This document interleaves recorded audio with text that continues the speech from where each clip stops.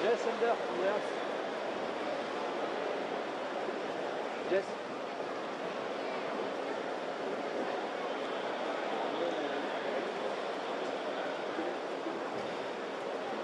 Ouais. On arrivera à finir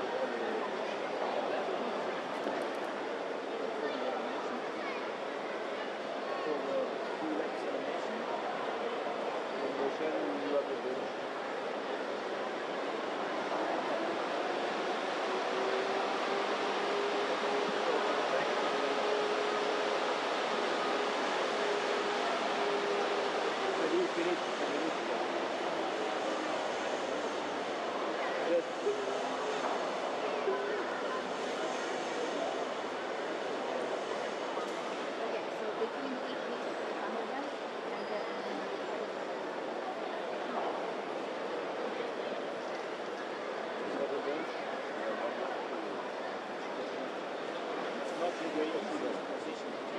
Yes, I know, but with the group, yeah, I do it during the so we don't go to the train, to the train.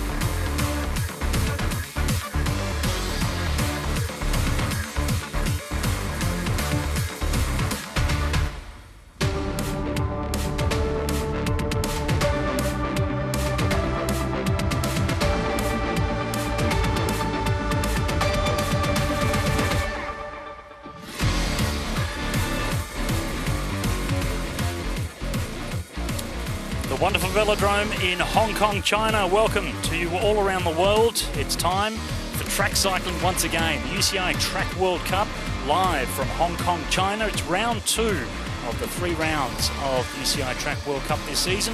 We kicked off in Perth 6 weeks ago. Now we move across to this wonderful facility. The last time we were here for a World Cup, back then it was known as the Nations Cup. That was in 2024. Also did host the World Championships back in 2017. What a stunning city, a stunning place for a velodrome. What a great place to come and visit as well. So much to see and do, of course, in Hong Kong.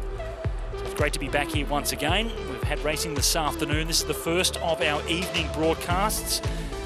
My name's Scott McGrory, former professional cyclist, and really enjoy staying involved in the sport, commentating on the sport that I love so much. Maybe even do some rowing if they leave that on the screen for a little bit longer. It's a wonderful city, it's a great place to be, and the cyclists are absolutely enjoying it. This is the first night of competition that we get to broadcast. 3 days of racing here in Hong Kong, and it is absolutely jam-packed with athletes. So many athletes have registered for this round, round 2 of the UCI Track World Cup in Hong Kong. And the Rainbow Band's represented. The Netherlands, we'll see them on tonight. The women's team sprint team won the world title in Santiago, Chile last year. And they are second fastest in the qualifying in the team sprint. Great Britain come away with the win in the first round of the qualifications. We'll go into round 1 and then into the medals tonight as well. Hong Kong, a lot for them to do and develop over the coming years. You'll see on the right-hand side there with the glasses on, that's Anthony Peden, being brought in as one of the coaches to help build this Hong Kong team. They have Ben Kirsten looking after their road program. Anthony Peden involved with the track sprint group. And this is the facility. 250 metres, of course, the standard size and length these days. Just over 7 metres wide and not quite 42 degrees banking. There are steeper tracks in the world, but this is just steep enough. 12.4 degrees is the banking down the straights, which is why it looks flat, but it's not, and it's quite difficult for some of the athletes to walk up onto the track. So the schedule for tonight, we're kicking off with the women's team sprint round. We saw some of the other races, the youth events, and also the opening session this afternoon. But the women's team sprint, round 1, will kick things off tonight. Then we're into the eliminations. So men's and women's eliminations tonight. Men's and women's team pursuits as well. And along with the women's team sprint, we will be finishing off the night with the men's team sprint finals. Great Britain, fastest in qualifying for both the men and the women in the team sprint. And it's the Netherlands that was second quickest in both of those, the current world champions. It'll be interesting to see if they can turn the tables on Great Britain when we get into the race for gold and silver. But they've got to get through the first round first. And the women's team sprint will be the first race we get to see tonight on this wonderful velodrome here in Hong Kong. So heat 1, Australia versus New Zealand. Australians, bronze medalists the last 2 years. Great Britain, the fastest qualifiers, will be in the last of the heats. So round 1, the 4 winning teams from this first round, they will go into the finals. The teams having made the 2 best times will race for gold and silver. And of the 3rd and 4th fastest of the winning teams, they will go in the race for 3rd and 4th. Alessia McCaig, Molly McGill and Christina Clonan representing Australia up against Riley Faulkner, Olivia King and the Olympic gold medalist in the sprint and Keirin, Alessia McCaig. Oh, sorry, Elise Andrews. Of course, Elise Andrews. So Australia versus New Zealand. 4 fastest. It's only the winners that will progress.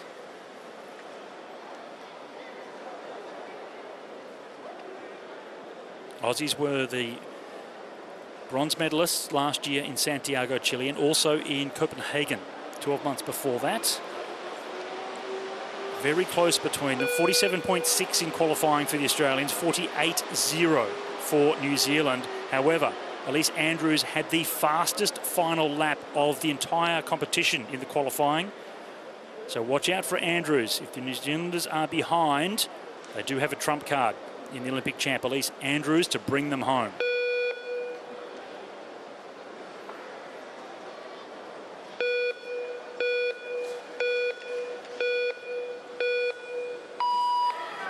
Christina Clonan gets the Aussies underway. Riley Faulkner on the other side of the track.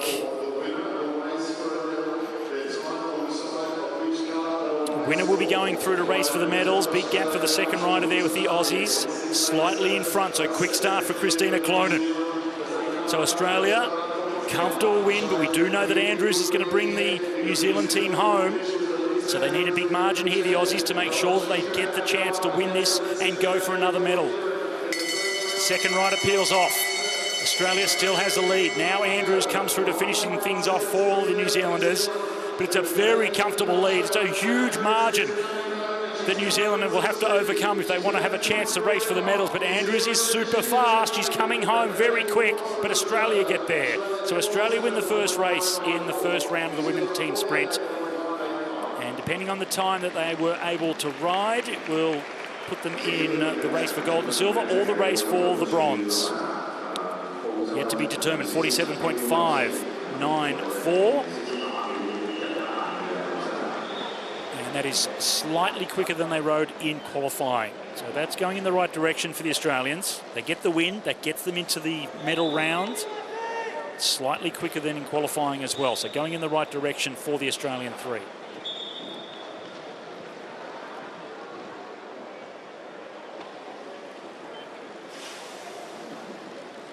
So Alessia McCaig bringing them home.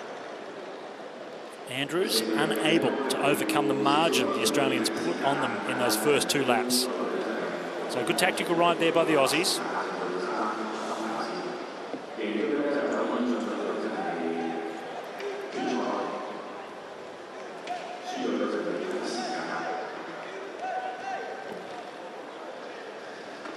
Heat number 2 now, China versus the United States of America. China, no stranger to success in the team sprint.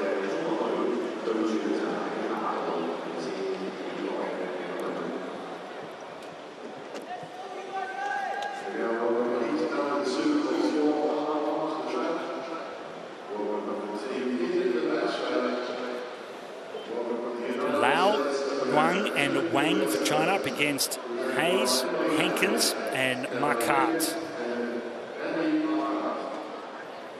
So Emily Hayes up against Lau Zhongheng, the 2 start riders. It's Emily just strapping herself into her machine.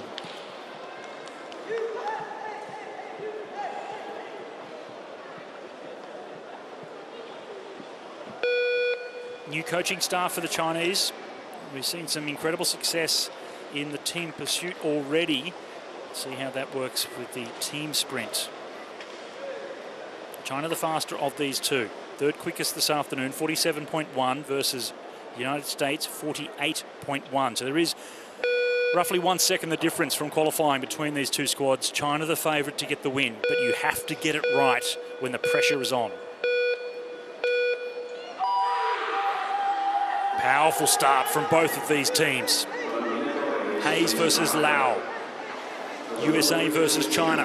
The first lap, first half lap split. And 0.4 of a second already for China. Very rapid start for them. Complete their first lap, and now Huang Yang goes through, and it goes out a little bit more, half a second after the first lap. So a lot of work for the United States to do to try and come back to get over the top of China. No surprise to see the Chinese team out in front as they come to 1 lap to go. The gap continues to grow for them. Over a second now. It's a massive margin. The Chinese team are going to come away with the win here in the first round for the women's team sprint. This is heat number 2, and it will be China that qualify to go into the medals. So comfortable win from them, 46.6 was the time. So that's half a second quicker than they rode in qualifying.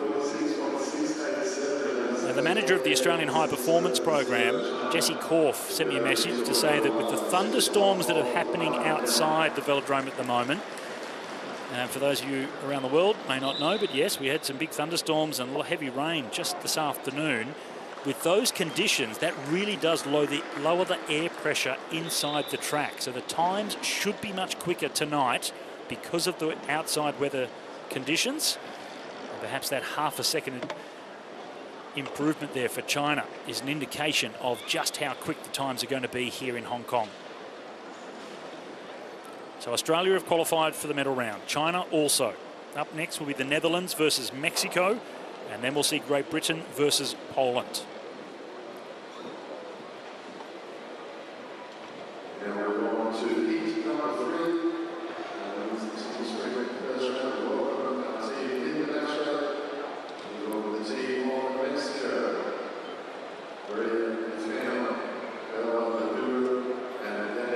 World champions coming onto the track for the Netherlands.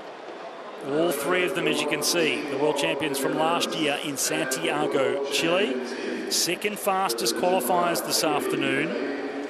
So they won't be happy with that in the rainbow bands as the world champs. Only the second quickest in qualifying. They'll be trying to rectify that as they go towards the medal rounds. But they have to make sure no mistakes are made as they come up against Mexico.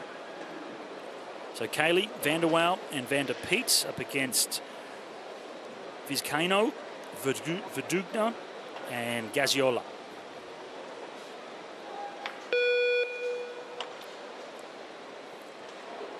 So Maria Vizcaino, starter for Mexico, versus Kimberly Cayley for Netherlands.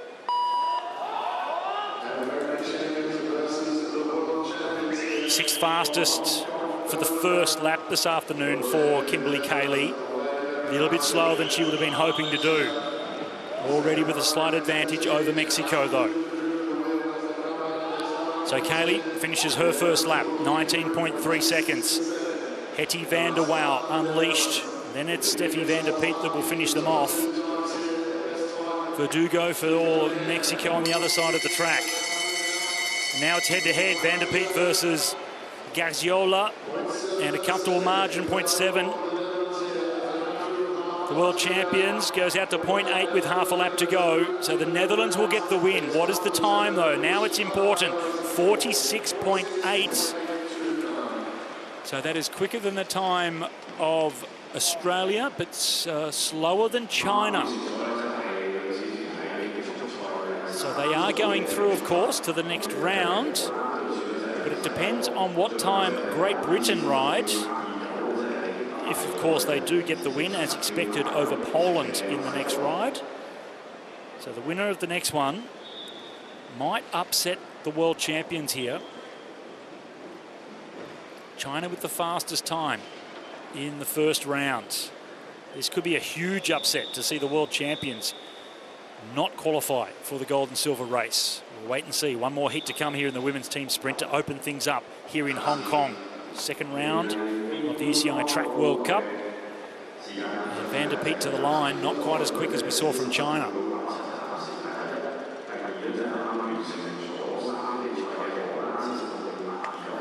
So the final heat, Great Britain versus Poland.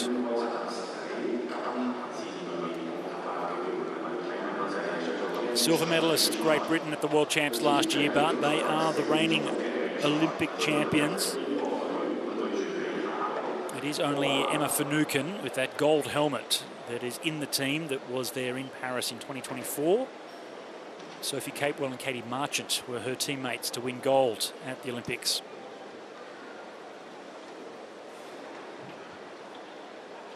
But so far so good. Fastest qualifiers. The silver medalist from the World Champs in Santiago. Other side of the track is Poland. Poland were the 8th fastest, so 48.3 versus 46.7. Now the time ridden by China, still quicker than what Great Britain rode in qualifying this afternoon. So Rihanna, Paris Smith, Emma Finucane with the gold helmet, and Lauren Bell versus Marlena Kavaka, Nicola Ceremac, and Nicola Sibiak. It'll be Kavaka versus Paris Smith, the first position. Final moments of preparation. Aerodynamics, the key for Rihanna.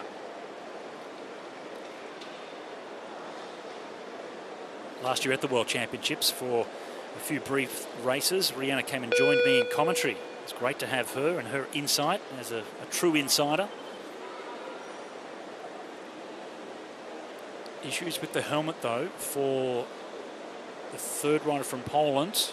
We're in the final 15 seconds now, and Sibiak trying to get herself sorted. You can see the start riders are ready into the final 10 seconds, and the coach for Poland, as you see, just walking across the screen.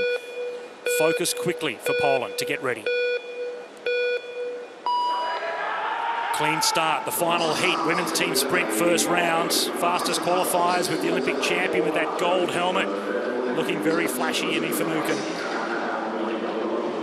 So Paris Smith gets them underway. Kavaka likewise for Poland. First lap about to be completed. Great Britain are in the lead comfortably. 0.3 of a second, 18.6 for the opening lap. Good time. Now it's Finucane. We know how much speed she has. That's causing a problem for Lauren Bell.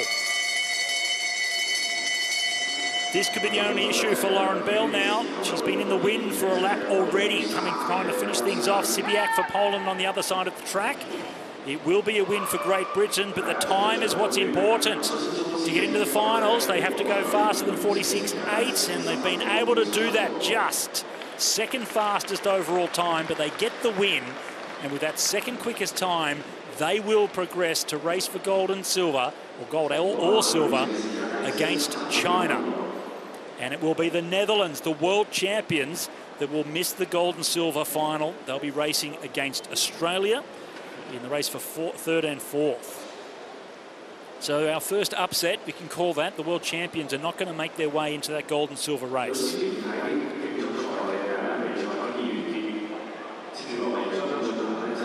So Paris Smith, good start from her, and Finucane just a super fast second lap. Put a bit of pressure on Lauren Bell there. It's almost 3 laps full gas for Lauren Bell. So if they can sort that out in the final, they might be able to get over the top of China. For now, it'll be China that'll be the favourites going into the final, up against Great Britain. And the bronze medalists from last year, Australia, will be up against the world champions from the Netherlands.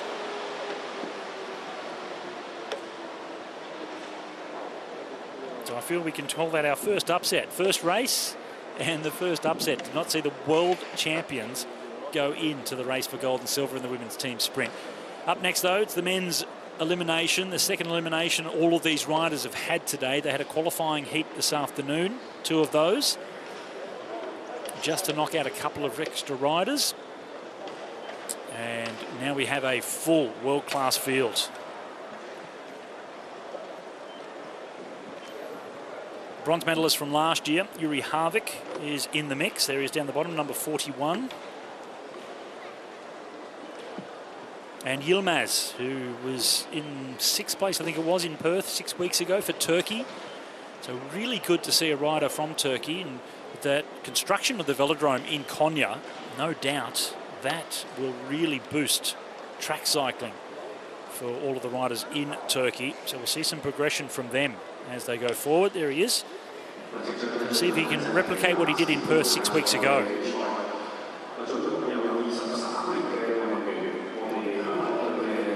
Jonathan Grandin, just saw a glimpse of him from France. He'll be one of the favourites here as well.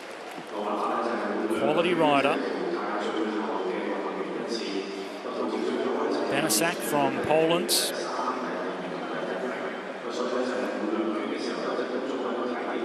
And the local rider from Hong Kong, Chu. Fiorin Matteo from Italy.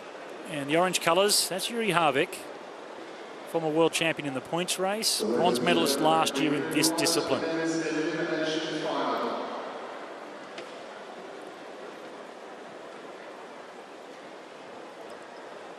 Just down the bottom of the screen there, Alvaro Navas from Spain. Tom Sexton, big Kiwi.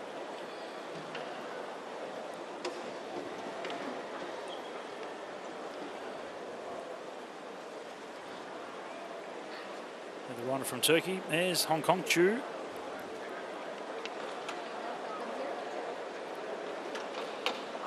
Ramis from Kazakhstan. There's Grandin. Really burst on the scene a few years ago when he was 19, in his mid-20s now. But a very fast rider, quality athlete. Yuri Harvick, coach Nick Stoppler. Used to race against Nick. I was leaving the 6-day scene as Nick was coming in. We crossed paths as he came out to Australia to do some races years ago. And Jochen Dornbusch, the man that is follically challenged, on the bottom right-hand side there, my old 6-day mechanic from back in the day and coach of German teams, national teams and women's pro teams, Team Nuremberger, and now looking after Uzbekistan national team. Good to see Yodo back in around the scene. Position number 1, bottom of the track, Jonathan Grandin. Certainly one of the pre-race favourites. I'll throw Yuri Harvick in that mix, the bronze medalist from last year. Tom Sexton, the Kiwi, certainly someone to look out for. Aya Hashimoto, another rider that I know personally from his trips to Australia to race, the Tasmanian Christmas Carnivals and the Bendigo Madison. New Joe Lau from Malaysia. Haven't they had some success, the Malaysians? Over the years, been led by John Beasley. Brought the team to Australia when he took over the national team coaching position. And they've had so much success, particularly with Azazul Arwang. So the furious start to the men's elimination. First rolling lap neutral, then every 2 laps. The last rider across the line, not the front, the last rider will be eliminated. So the race is underway. They'll get a bell when they come around this time to signify the first of the elimination laps. And it's the only race on the velodrome where you do look to the back of the field. And it's from Indonesia, Sekon, that's in trouble. Not always the rider at the top back. It can be the one on the inside down the bottom that finds their way out, but this time it is Sekon. 32, rider number 32 is eliminated. So an easy elimination to start with. But it's a big field. They're already travelling fast.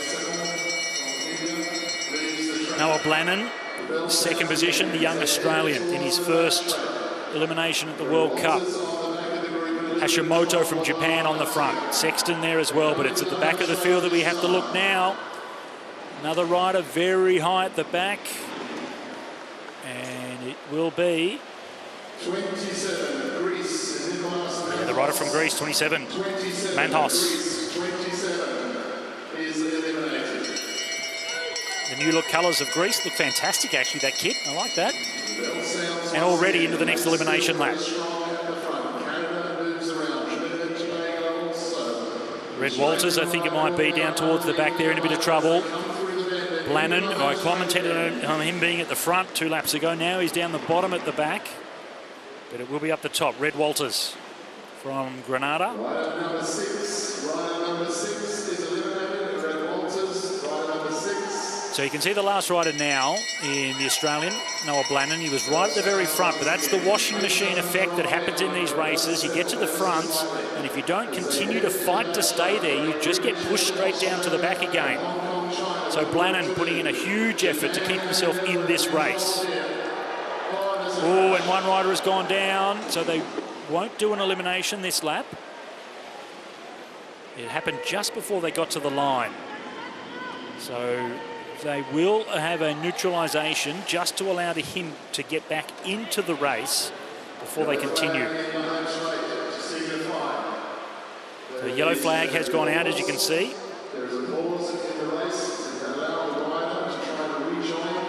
So Will Perrott is the rider from Great Britain that went down, and because they didn't get to the line to actually eliminate someone in the traditional way, then they neutralised it, and that gives Perrott the chance to get himself going again.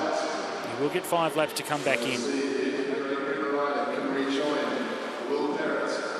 Moment to bring the heart rates down for all these riders as well. So Will just about to get back onto the track. He'll come past my commentary position in just a moment. So he looks okay. As bad as any crash is, it didn't look like it was too big an impact, and he's just now coming onto the track at the start-finish line. So the peloton about to pick him up again. There he is now. And he's going to unfortunately go straight to the very back here. That's not what he wanted to do. So they picked him up just a little bit too quickly there. They will get going as they come through because they all are together, but he's gone straight to the back, Perrott. He really would have enjoyed just sitting in the top 5 or 6 just for the next couple of laps to try and get his legs going again.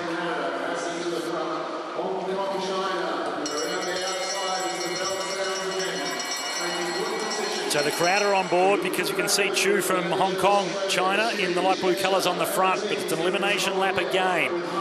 And Noah Blannon in the dangerous position. Looks like he forces his way through, might be able to stay in. I think he has. And it'll be Jan Vons from Czechia. 17, rider number 17, Jan Vons from Czechia. The pace stays high at the front. Chile, Indonesia, Hong Kong, China, Japan, Spain. So the young Aussie has put in a couple of big efforts here, Noah Blannon. It's going to be tough to do continuously. And here he is again at the very back. Grandin moves his way around with that orange helmet, riding for France. And Blannon, acceleration, he'll stay in, he'll be down the bottom. I think it could be Campbell from Trinidad and Tobago. It was Akil Campbell, right down the bottom there. Ooh, very close though. That was incredibly close. So the back wheel of the last rider. So Abi Manu from Indonesia on the inside, the man in danger, nowhere to be able to improve his position. And his back wheel popped out just a little bit. So he's the next one to go.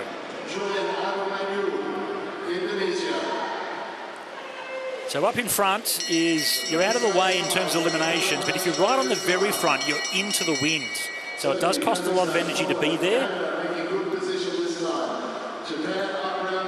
And underneath at the back is the easiest position, but that's when you can get caught out because you just cannot accelerate and improve your position when they get that big rush down the straight.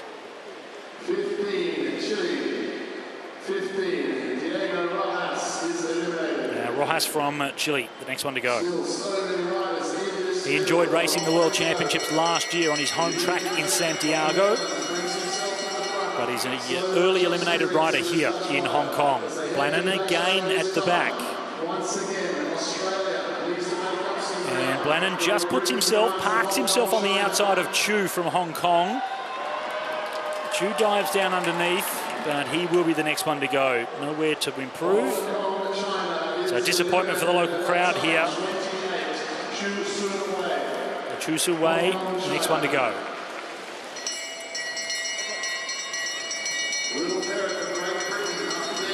So Perrott is still out there on the front. So he's still looking pretty good, even though he has the fair amount of skin off. You can see on the right-hand side of that rider in second position. So the next elimination lap, Blannon will be this time the one to go. So Noah Blannon, there's only so many times at this level that you can make those accelerations every 2 laps. And that was one too many for Noah.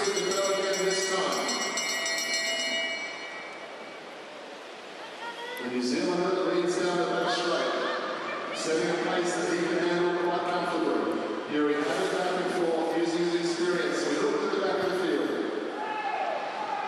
Fan out once again. And it's the Canadian O'Field down the bottom.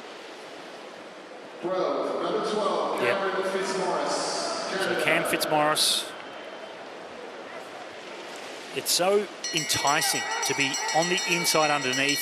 You're in the slipstream, so easy on the legs. But that's what happens. You get caught down the bottom there. There's just nowhere to improve. So you can see Perrott, who was on the front 2 laps ago, looking over his shoulder, desperate, realising he is now the last rider. Big acceleration now coming from Perrott to try and stay in. He will get there. And it will be Joe. So Nujo Lau from Malaysia. So despite that crash from Will Perrott, still looking really good on the bike as he comes straight around onto the front again. Blood streaming down the right side. You can see it coming out of his knee. He's not thinking about that at the moment. It's just the lactic acid, the pain in the muscles that he's worrying about. Sexton from New Zealand. Cruises up around the outside. Oh, and a real push from Harvick there. Needs to be careful. He wasn't the last rider across the line. Number 2, Kazakhstan. So Kazakhstan.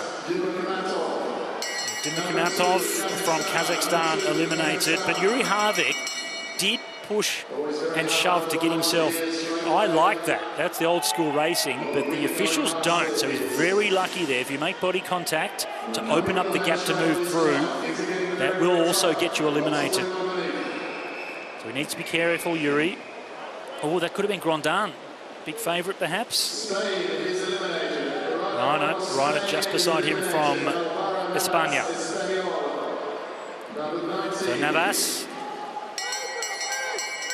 So Grandin was very dicey there, very, very, very close to being eliminated, the Frenchman.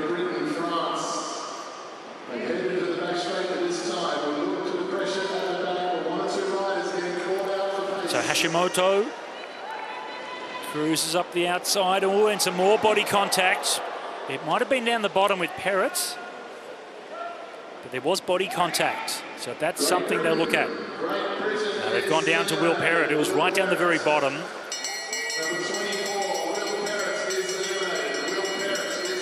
But Fiorin and Hashimoto definitely made contact with each other. I love it. Bit of argy-bargy. It's good to see.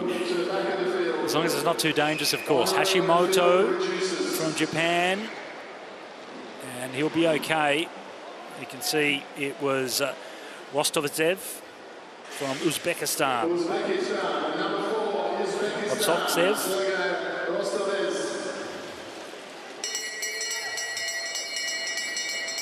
So 8 riders remain.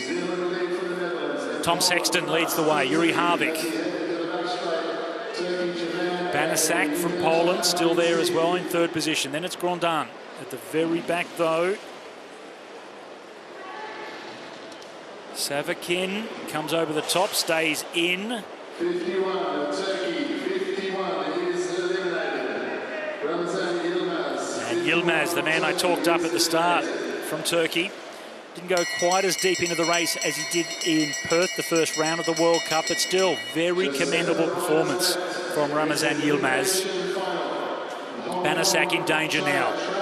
Matteo Fiorin cruises around. Hashimoto is in danger.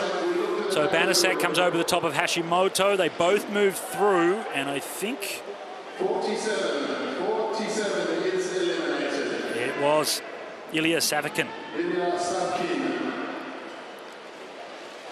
6 riders left. New Zealand, France, Big effort by Tom Sexton on the front here. Japan, Showing some real strength, the big man from New Zealand in the black colours.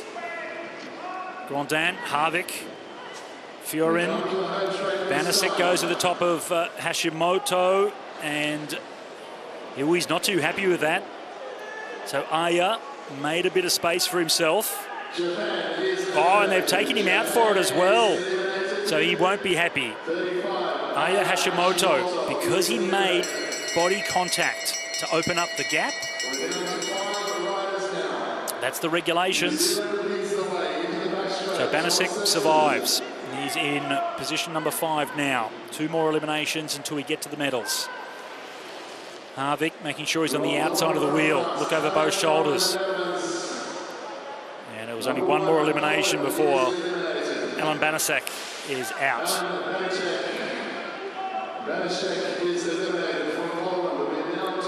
So down to 4. 1 more to be eliminated before the medals. Matteo Fiorin in 4th position. Sexton still continues on the front. Such a strong ride from the New Zealander. And a big move from Matteo over the top of Harvick. So Harvick, the bronze medalist of the World Championships last year, trying to come up over Grandin. And it's a massive sprint by all 4 riders, but it was the Frenchman. So Grandin is the one to go. The last to be eliminated before we come into the medals. And Harvick, with that acceleration, continues on. Sexton, unfortunately, unable to do anything about it. But it's a long lap here. Sexton is still in the sip screen. Look over the shoulder. It was such a big effort by all 4 riders in that previous elimination. And it might be Harvick that goes. It does indeed. I thought he was going to have that one. But the bronze medalist from the World Championships, Juri Harvick, another bronze medal for him here and in the World Cup. We are down to 2, Matteo Fiorin and Tom Sexton. Well, the last 3 eliminations in particular have been gut-wrenching. Who has anything left? That's the big question. So Sexton starts the sprint. But Fiorin is quickly up on the outside, both out of the saddle once again, trying to get everything they can out of their bikes. But it'll be Matteo Fiorin that gets the gold medal here in Hong Kong, winning the men's elimination. Super strong ride from the Italian, and that is gold. Tom Sexton with the silver, ahead of Juri Harvick with bronze.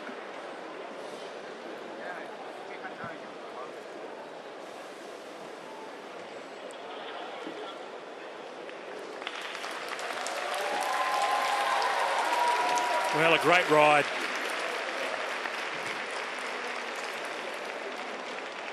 And, oh, there's that crash. So you can see Will Parrott just clipping the wheel, but he also banged his head as well on the rider up above him. So really good to see him go as far in that one as he did after crashing as heavily as he did. So Hashimoto, this is where they've collected each other. So great riding from Hashimoto in my eyes, but in terms of regulations, you're not allowed to make that amount of room by pushing a rider out of the way. So he was eliminated right down to our winner, Matteo Fiorin. Great ride by the Italian. Such a brutal race, the elimination. You can see all those sprints all the way through. So Sexton had a good idea sitting on the front for so much of it, but it just costs so much energy. And that's what saw his undoing in that final lap sprint between him and Matteo Fiorin. Harvick with another bronze medal to back up the worlds last year. And Donovan Grandin from France, just the first of the riders outside the podium itself. Banasek and Hashimoto, good battle between those two.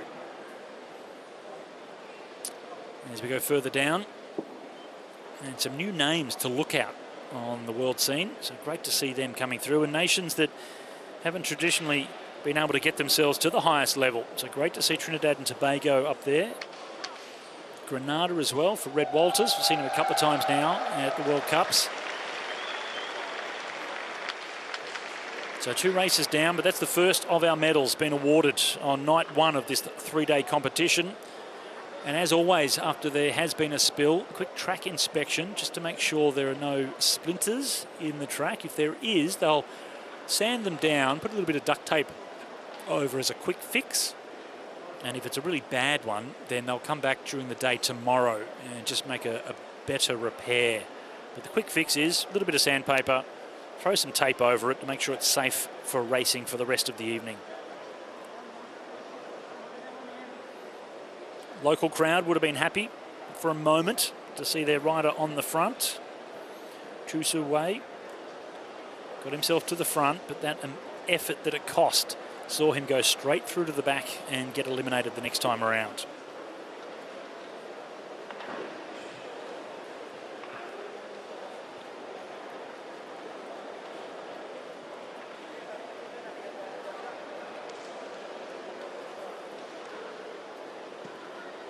So the men's team sprint will be the next event to come onto the track. First round for them.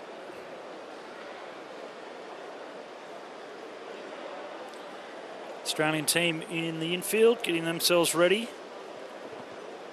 See them racing for the medals in the women's team sprint. They don't have a men's team sprint team here. They've only brought Dan Barber and Lee Hoffman to do the individual sprint and Kieran events. They picked up enough points in terms of qualifications for the World Championships at the round in Perth, opening round. Most of the countries just choosing which rounds they'll send their teams to. Budget restrictions typically determine who gets to go to which of the World Cups.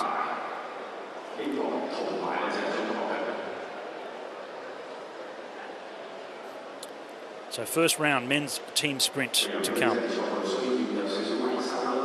Heat number 1 will be Japan versus Italy.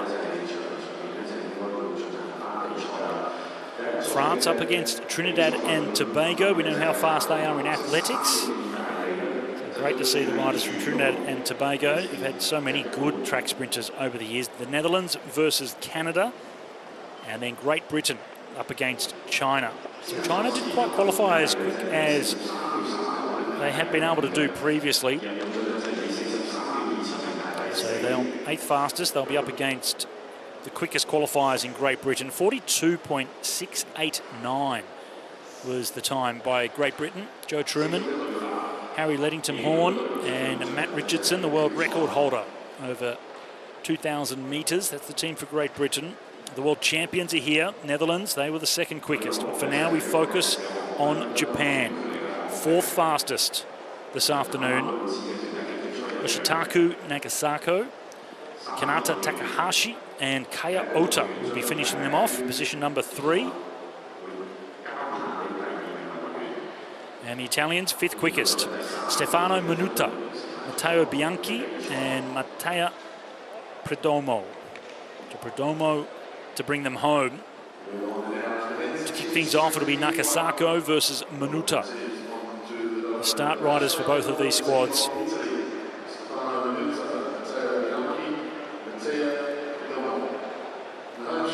A lot of the Japanese riders are also professionals in the Japanese Kirin Association League. And if you don't know anything about that particular type of racing, it is all about gambling. And they have very tight restrictions on the equipment, so no carbon fibre at all. Old school spoked wheels, old school steel frames. So the Japanese riders in particular, some of the big European and Australians also involved in those races, but the regular series for the Japanese, they go from the steel frames and old wheels to the high-tech carbon stuff for the national team representation. So a real contrast in equipment, in particular for the Japanese, from one week to the next. Japan versus Italy. Round 1, men's team sprint.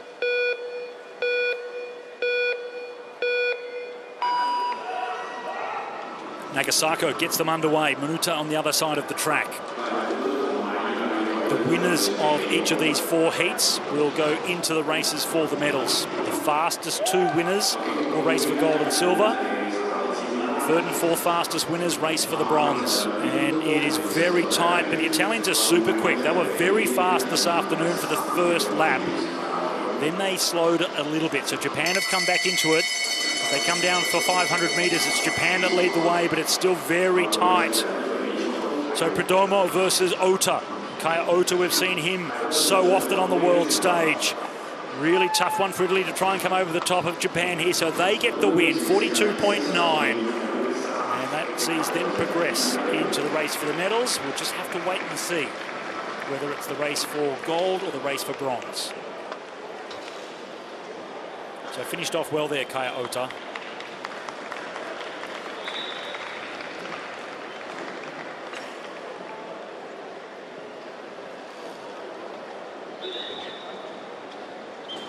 Fantastic bikes, the Japanese machines.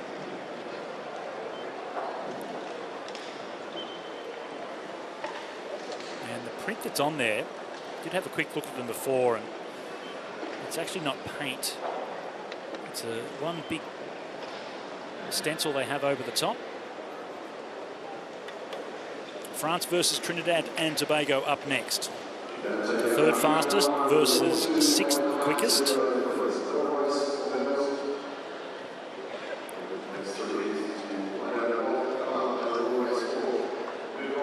The European champions.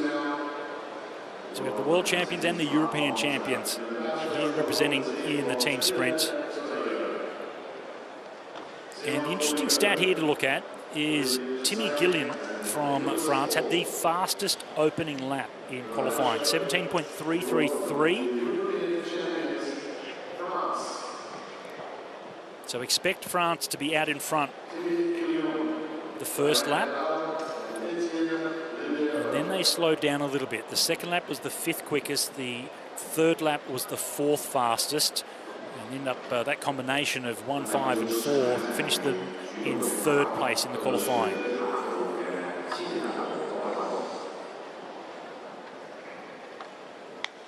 So Zion Polido, Nazane Philippe and Nicolas Paul. Nicolas Paul, former world record holder for the flying 200 metres, up against Timmy Gillian, Rian Helal and Etienne Oliviero from France. Winner to progress through to the medals.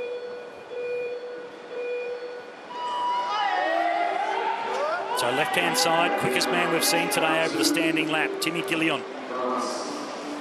Big gap to the second rider, Nazane Philippe in second position as Polido goes out really quick for Trinidad and Tobago.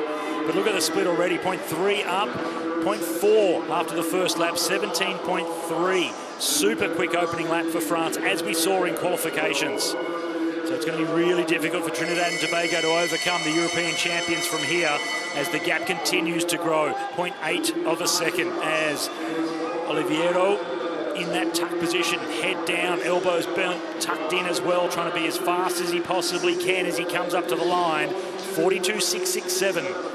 And they make their way through. So Japan and France have made their way into the next round. Times all very important. So France significantly quicker than Trinidad and Tobago that time.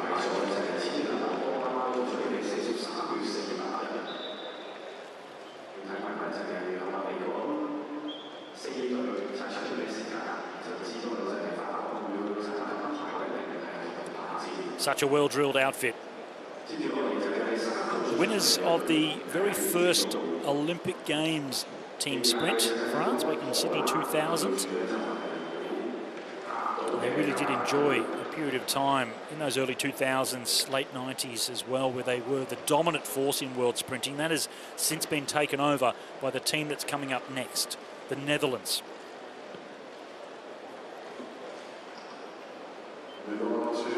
So Harry Livraessen, the superstar of global track sprinting.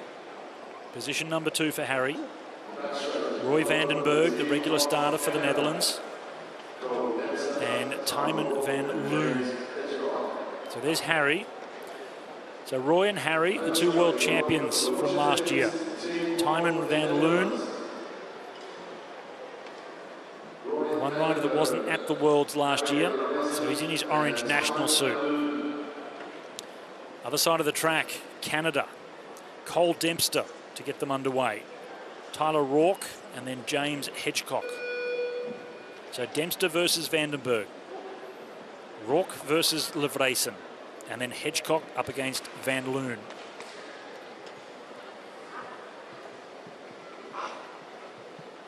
De Vleessen with the fastest second lap in qualifying, and Van Loon had the 7th fastest third lap. So the Achilles heel for the Dutch is that third position at the moment.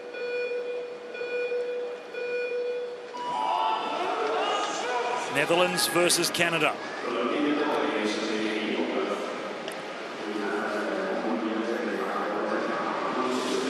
Good start by both squads, but significantly better, you can say, from Roy van den Berg. He's done that so many times, the world champion.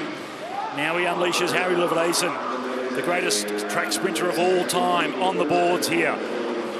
It's going to be fascinating over the next couple of days to see him up against Matthew Richardson. So de Vleessen leads through, and now it's Van Loon that comes through. 0.8 of a second is the margin, and they are absolutely motoring. Almost out to 1 second with half a lap to go. The Netherlands will get the win. They progress through, but 42.6. We'll see where that sits in the overall in terms of making sure you're in the first 2 fastest winning times to guarantee your race for the gold or the silver, with just 1 heat to come.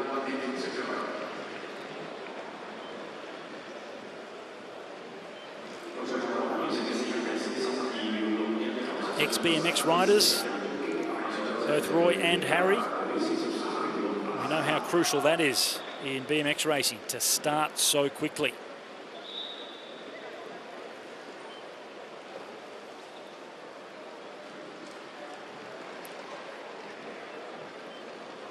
So it's the quickest time that we've seen so far for the Netherlands, but it is only marginally quicker than what we saw from France. But they are safe, they are guaranteed that they will be going into the race for gold and silver, regardless of what's happening in this final heat to come, which has the quickest qualifiers in Great Britain.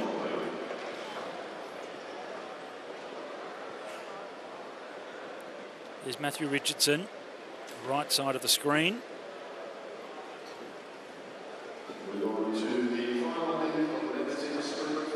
And China on the other side of the track. So Joe Truman, Harry Leddington-Horn, and Matt Richardson up against Jin Chi-hen, Li Ziwei, and Zi Han.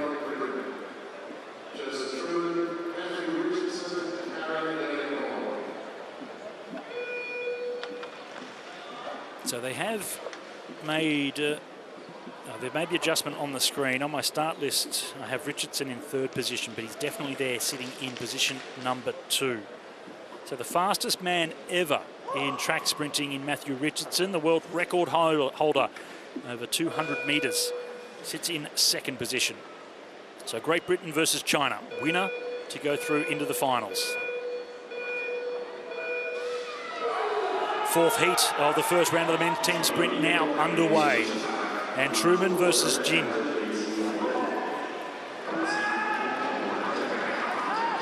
Good start from China, very close between these 2 squads.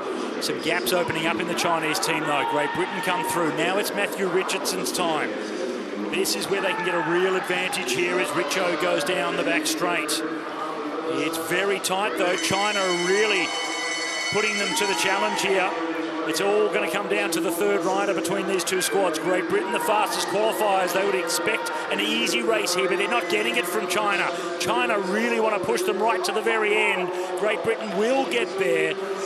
So they were able to accelerate out to 0.8 of a second just on that last lap. It was so close over the first 2. But GB come home with the goods to get the win with the 42.636. And it is slightly slower than we saw from the Netherlands, but it is just good enough to be the 2nd quickest time. So that's how tight it is between these top squads. They just squeeze into 2nd to guarantee that they are going to go through into the race for gold and silver. So 42.61 for the Netherlands, 42.63 for Great Britain, but France were 42.66. So 0.03 of a second separated France and Great Britain And that puts GB in the race for gold and silver up against the Netherlands, and Japan will be racing against France for bronze. Well, what a fascinating battle. That could go either way. You can see how tight it is between these countries. All four of those teams were so tight in terms of their timing. Made some little shuffles. Richardson going from third into second position. We'll see what they do for the final, where they make another shuffle in their lineup.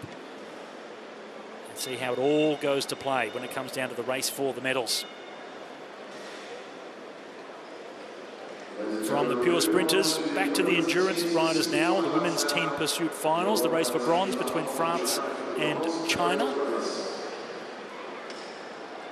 And there was some real turmoil this afternoon.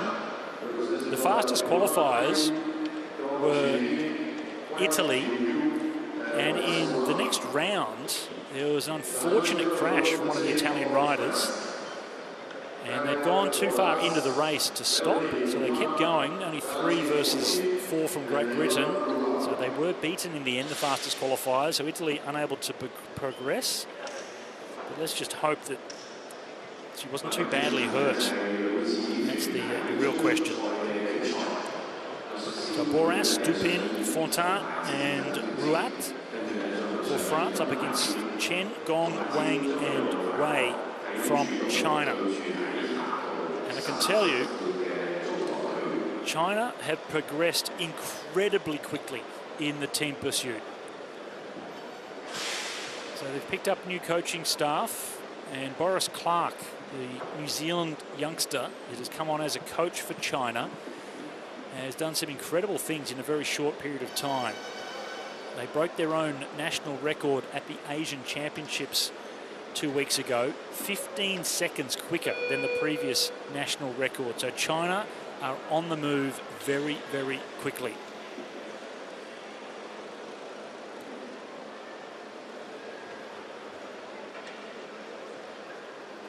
So 4:12 in the qualifying this afternoon for France, 4:14 for China. A few seconds off their national record from the Asian Championships, but gee, they have stepped up big time, the Chinese team. So France on paper the favourites with that 2-second advantage from the first round, but you have to continue. This is the third race that they've had today in the team pursuit, so the cumulative fatigue that is now in the legs. That's what's so important in this final race for the medals. It's a bronze medal on the cards here, and China have gone out very quick indeed, half a second already after the first lap ahead of France.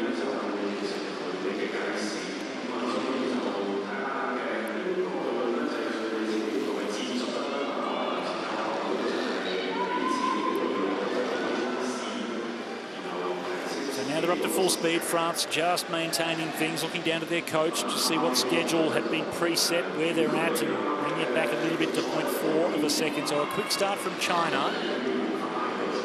And I'm going to be fascinated to see what the Chinese team can do over the next couple of years as we lead towards the Olympic Games in 2028. It doesn't seem that long ago that we're in Paris. But the Olympic cycles move so quickly, and it does take several years to build a team pursuit squad. China's still in front, but France are coming, about to take over, I feel, a little even closer. So much more progression to come from the Chinese team. We've seen the French team for a long time. It's been a traditional sport or discipline for the French national program. They haven't won the World Championships, but they have been there or thereabouts for quite a while. And now it flips across. The green goes to France, so they're slightly in front of China. Not quite at the halfway point yet. We'll see if China, now they're being challenged by France, whether they can hold on here and fight their way back out to 0.2.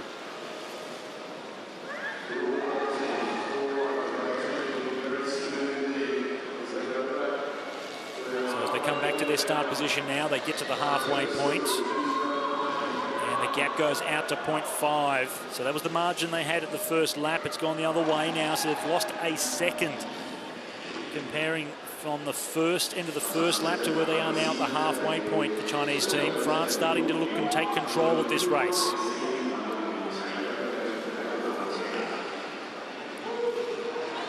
2 minutes 9 seconds it was for the first 2,000 metres. 16 laps of the track for the 4,000. And both teams at the same time going down to 3. This is where it gets crucial. Time taken on the third rider across the line. And we're still 5.5 laps to go. All 3 have to stay together. We've seen it so many times at the elite level where the teams that looked good out in front completely capitulated with riders losing contact. So this is where it's crucial. 1.6 seconds. They have a very comfortable margin now, France over China, but they just have to maintain it all the way to the end. Tight formation. It goes out even more. So the Chinese, after a fast start, are really starting to struggle here. As the gap gets closer to 3 seconds, the lead rider of the French team should just be now able to see out the peripheral as they come into the straight, the team out in front. So they know that they're well and truly out in front. But despite that, a little bit of a gap, though, for the third rider for France. Gathered it back together. Now smooth as they get to 2 laps to go. So they can't be beaten from here. They just have to stay together. And they do look quite comfortable. Solid ride here from France. They were the favourites coming in with a couple of seconds advantage over China from the first round, but they do want to post a good time as well. You can see the French coach down the bottom of the screen giving the encouragement. Come on, finish this one off. Post a good time. And they're comfortably going to get the bronze medal here. So China put up a valiant performance, but France will claim bronze. And a 4:12.5, solid time on this track in these conditions. 4.9 seconds was the gap into the end for China, finishing in 4th place. Expect a lot more from China, even at the World Championships later this year. Of course, it's in Shanghai on their home track. So they'll be doing a lot of development over the next few months to get ready for that. But for now, it's a bronze medal in the Track World Cup in Hong Kong for France.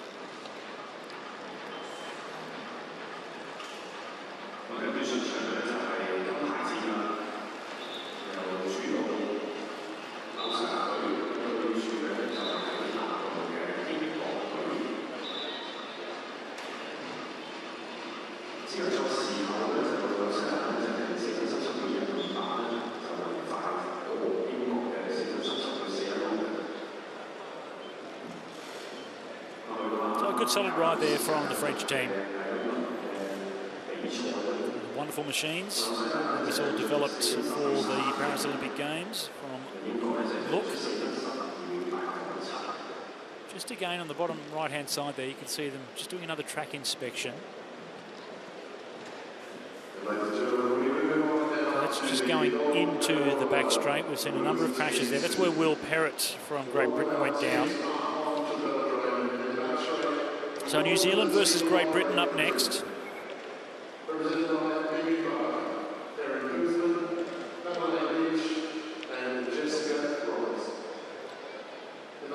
Bryony Botha, Prudence Fowler, Emily Shearman and Ali Wollaston. So Wollaston back on the boards again. Great to see her.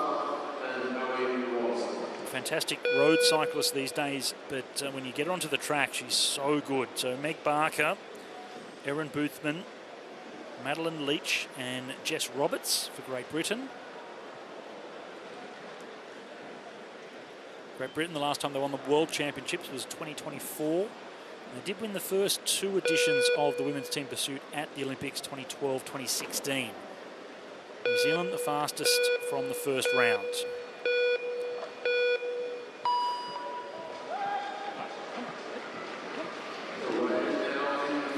Previous round, Great Britain were up against Italy, and that's when an unfortunate situation, the fastest qualifiers, the Italians, they did have a crash. One rider went down very hard, it had to be said.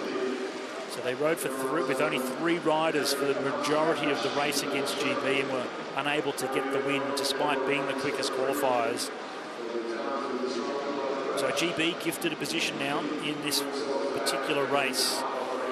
New Zealand certainly the favourite after the previous performance in the previous round. But Great Britain, once again with a quick start, 0.3 of a second up. It's quite interesting since the team pursuit came into the Olympic program back in 2012. of the 12 medals that have been on offer. It's only 5 countries that have actually won them. So the United States, Germany and Great Britain have won all of the gold medals, GB with the first 2 editions. And the other 2 countries were Canada and New Zealand with the other medals. USA and Great Britain have actually medalled in all of the Olympics since the team pursuit has come in for the ladies.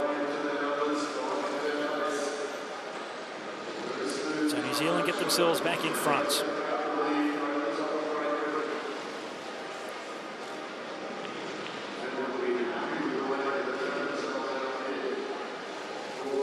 Two of the strongest nations consistently in the team pursuit, both in the men's and the women's. Both programs assisting each other. Somewhat of a new look outfit for Great Britain. Barker and Roberts have been there or thereabouts quite a bit, but Boothman, fairly new. Leach also.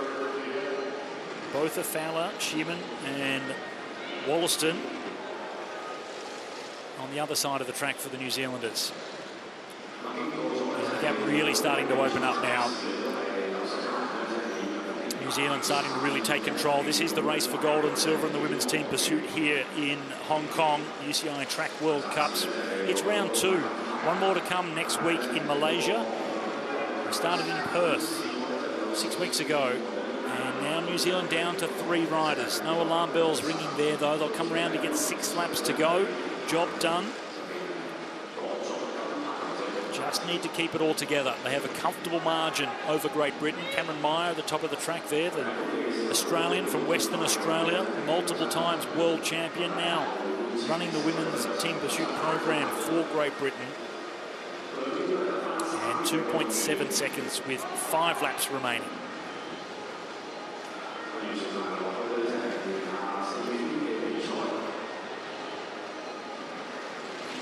See the third rider there for a GB, a real grimace on her face, and the gap starting to open up a little bit as well. So the grimace was the indication she was in trouble, and the second rider, or the first rider, swung up and went into position number 2, but it has all fallen apart now for Great Britain.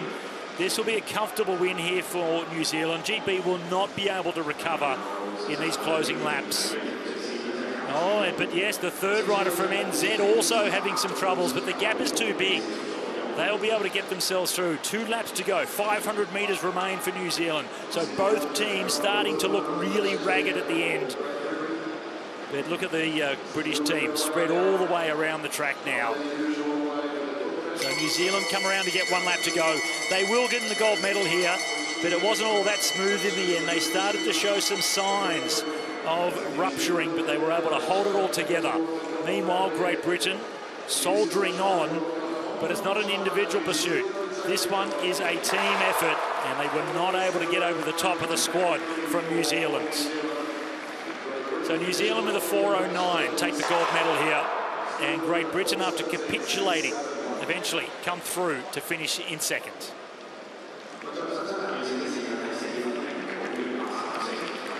I mentioned it in the men's, how when they go down to 3 riders, anything can happen. Have to stay together. And in that case, both teams looked a little bit fragile, but New Zealand had just done such a good job up until that point. So the Kiwis back on top. Gold medal to them on the first night here in the Track World Cup in Hong Kong.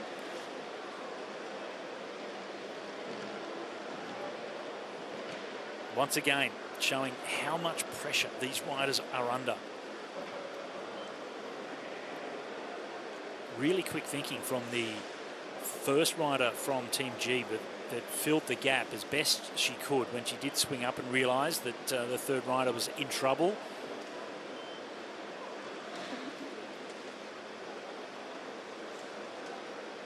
So Bronnie Botha, great ride from her. Good to see Ali Wollaston back in the squad.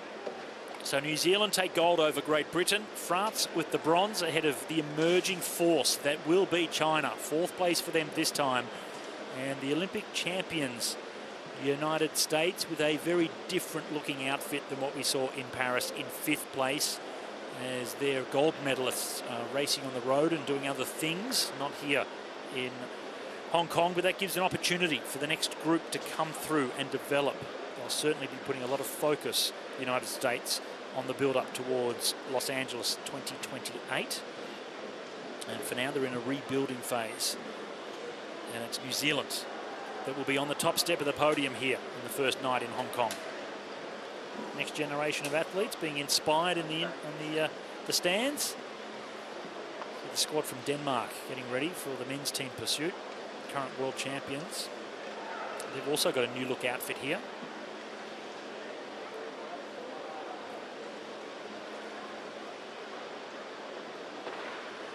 Well, while the crowd are enjoying things, let's go down and hear from our first winner of the evening tonight. We'll go down to the infield now for a fantastic interview.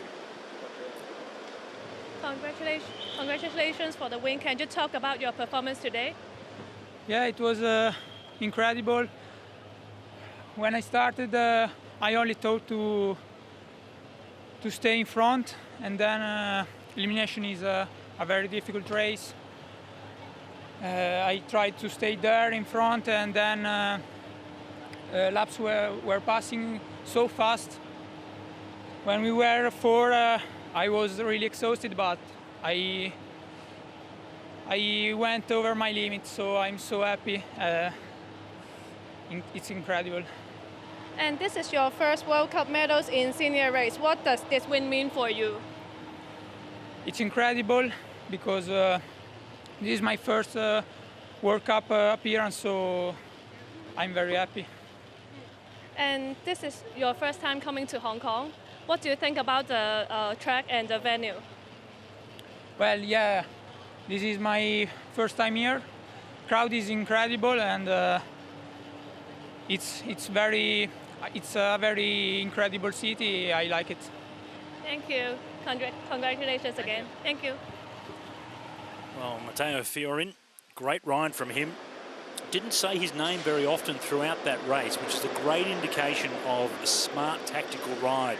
Hiding in the peloton, not being down towards the back too often, so he was never that often in danger of being eliminated, yet he wasn't sitting right on the very front as well, wasting energy, as we saw. An unfortunate situation for Tom Sexton for a lot of that. Also Will Perrott doing a lot of work on the front of the peloton.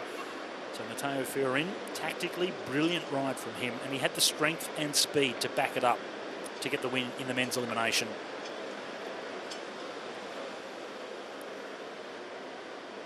So why his compatriot, Elia Viviani, has dominated the men's elimination. Yes, hello to you as well. It's good to see another Italian coming quickly in to replace someone we thought that was irreplaceable, actually, in Viviani. But Matteo doing a great job to get a win here in Hong Kong.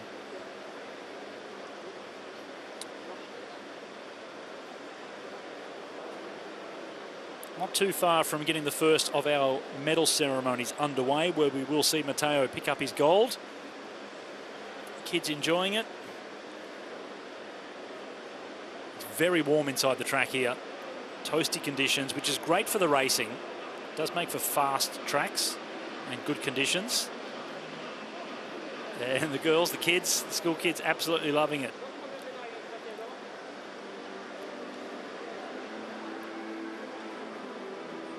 A couple of the ladies from the German team. Guten Abend, mein deutscher Freund.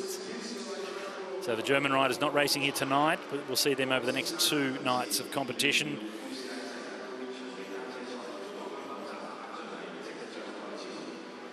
So the women's as we see the first of the presentations coming up onto the track now. Well done, Matteo. And the bronze medalist, Yuri Harvick there. 3rd at the World Championships last year.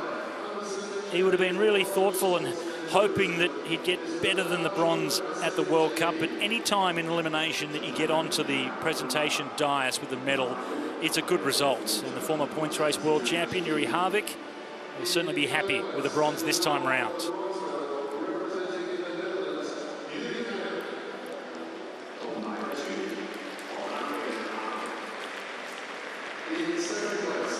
Thomas Sexton. It was Campbell Stewart with a silver medal at the World Championships last year. This time, it's Tom Sexton for New Zealand. Just showing how much depth New Zealand cycling has. From a small nation with not a lot of competitors, they still come up with the goods, as Italy always does as well. Matteo Fiorin. So gold going to Italy once again in a men's elimination competition. Fiorin ahead of Sexton and Harvick.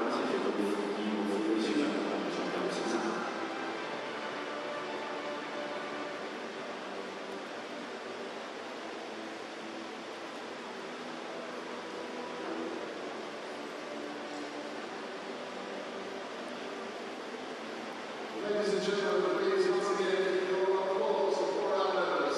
Matteo Fiorin, Thomas Sexton, and Yumi Harvick. And it's cut and paste for the Italians. Viviani retires and Fiorin steps straight to the top step of the podium.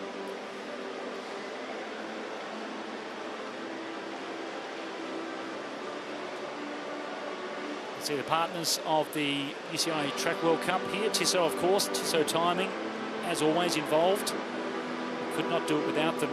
And the Hong Kong Jockey Club also getting involved there as well as one of the partners for the UCI. Great to have them here.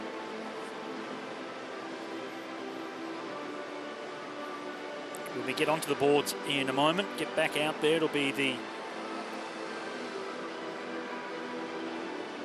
team sprints, men's team pursuit coming up. Still have the women's elimination to come tonight as well.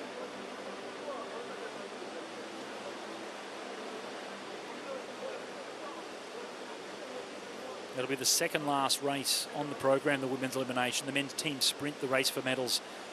That will be the last we have. The men's team pursuit not too far away. As we look back again at this wonderful facility, it was the 2017 World Championships, the last top level competition. We had the World Cup here in 2024. Very important one, of course, in an Olympic year. So the World Cups in the Olympic cycle certainly have a little bit more emphasis on them, simply because of the qualification, the points required. And at the end of the World Championships this year in Shanghai, that is the first of this next cycle into the 2028 qualification. So Shanghai World Championships has that extra level of importance. If you could say that, the top of a World Championships, it's important as it is, but knowing that the qualification starts in Shanghai this year for Los Angeles 2028 puts that little extra bit of spice into it. Start list now for the race for the medals, and it's surprising to see the Netherlands in the race for bronze up against the Australians. They would not have expected that, the world champions, as they come up in their wonderful rainbow jerseys, but racing for bronze this time. I'm sure they'll be looking to rectify that as we get to the World Championships in Shanghai in October.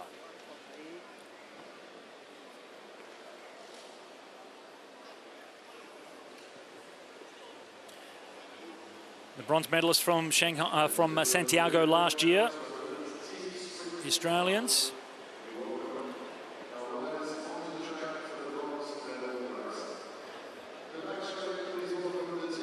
So Kaylee into the start position for the Netherlands. Hetty van der Waal already lined up next to her, and it will be Steffi van der Piet going into position number 3. There she is. Still using the very lightweight pink Degast tubulars. And the sprinters still using the tubulars. It's interesting in the team pursuit, and some of the sprinters actually using clincher tyres now on the velodrome, the highest level. So Alessia McCaig, Molly McGill and Christina Clonan for the Aussies. Clonan in the start position, and it's McGill and McCaig. Kaylee, van der Waal and van der Piet. This is the race for the bronze medal. Women's team sprint. The final 14 seconds. The nervous moments. Clonan on the right-hand side. New position for her as the starter.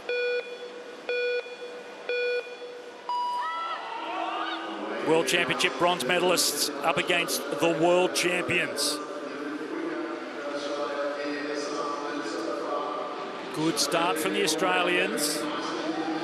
So quicker time, Christina Clonan really getting the Aussies underway very nicely indeed. A little bit of a gap though for the third rider from Australia. So McKay in position number 3, pushing a little bit of extra wind that she didn't need. But this could be an incredible upset if Australia could get over the top of the world champions.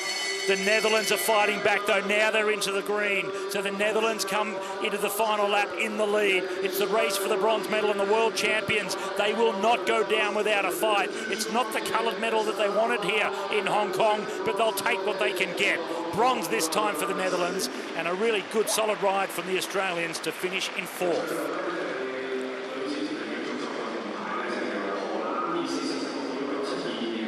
Well, wonderful start by the Aussies. The first 2 laps, absolutely spectacular, but just that extra speed that Van der Waal and Van der Peet are able to possess. Bring them home. Negative gearing, that team sprint for the world champions.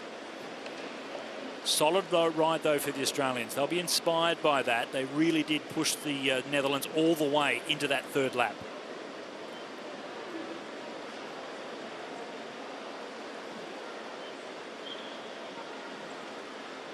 So, bronze medal this time for the world champs.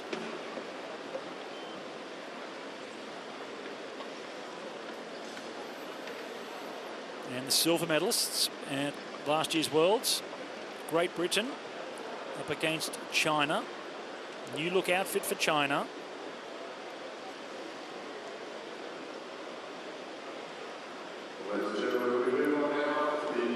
The Chinese have utilised 4 riders throughout this series in the team sprint. Lau, Huan and Wang, and their reserve rider Tong. For Great Britain, Paris Smith, Finucane and Bell. Emma Finucane easily distinguishable with that gold helmet right in the middle, representing the Olympic Games victory from 2024 in Paris.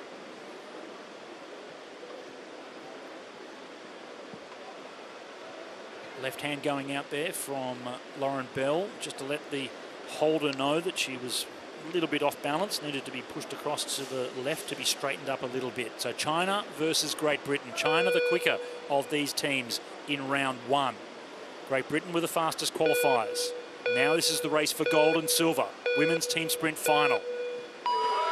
And the crowd here in Hong Kong absolutely loving it to see the fastest women's sprinters on the planet flying around the boards here in Hong Kong. UCI Track World Cup women's team sprint final. And Great Britain with a very narrow lead in the first half lap. Paris Smith slightly quicker than China. Emma Finucane now, the fastest woman on the planet. Maybe a little bit too fast because Bell is a long way behind, and this is going to be an opportunity here for China.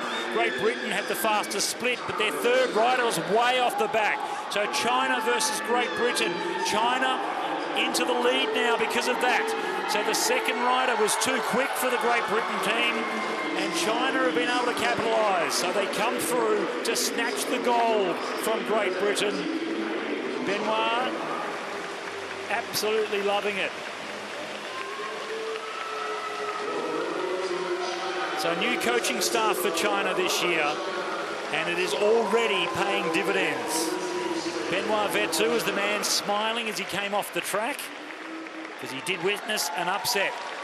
Great Britain were out in front, but unfortunately for Lauren Bell, she was not able to hold that wheel of Emma Finucane, the second rider for GB, just so fast. And China were able to keep it all together. That was to their advantage. Look at that third rider just tucked in. Great ride from them. 46.223 versus 46.984. So they are back. It's been a couple of years since we've seen China at the top of the world in the team sprints, and they've come back very quick indeed.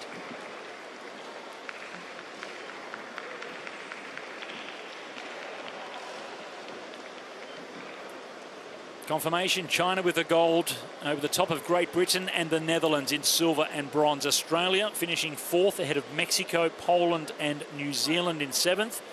And then United States, Czechia and France down in 10th. But a great ride from the Chinese team. So much can happen in 3 laps. The margins are just so tight in the team sprint that you make a tiny little mistake, you don't quite get on the wheel, make a slip up at the start, doesn't matter what it is. It's a fraction of a second at the moment, but it adds up to so much at the end in such a short race. So China come away with gold. That'll give them plenty of inspiration as they head towards their home World Championships in Shanghai in October.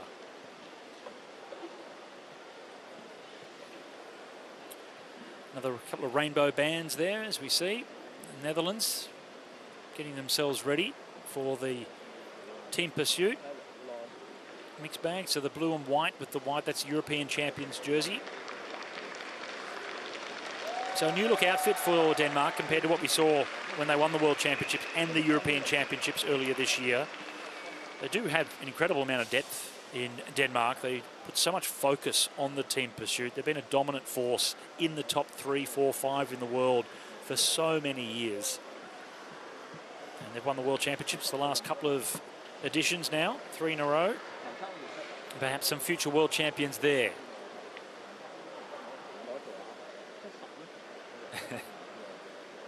Future Madison team, perhaps. Well, there's the team sprint now, 3.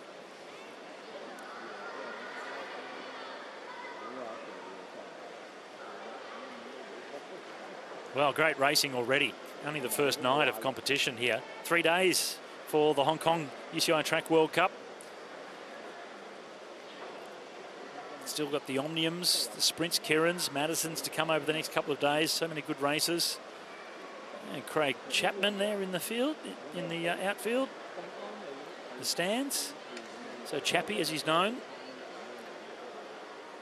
one of the sponsors and partners, founders of the Caish Body Wrap Australian Continental Road team that has many of aspiring young track cyclists within that team. So Chappie made his way over here. Good friends with Anthony Peden, who's one of the coaches for Hong Kong, who's also involved with that Caish Body Wrap squad.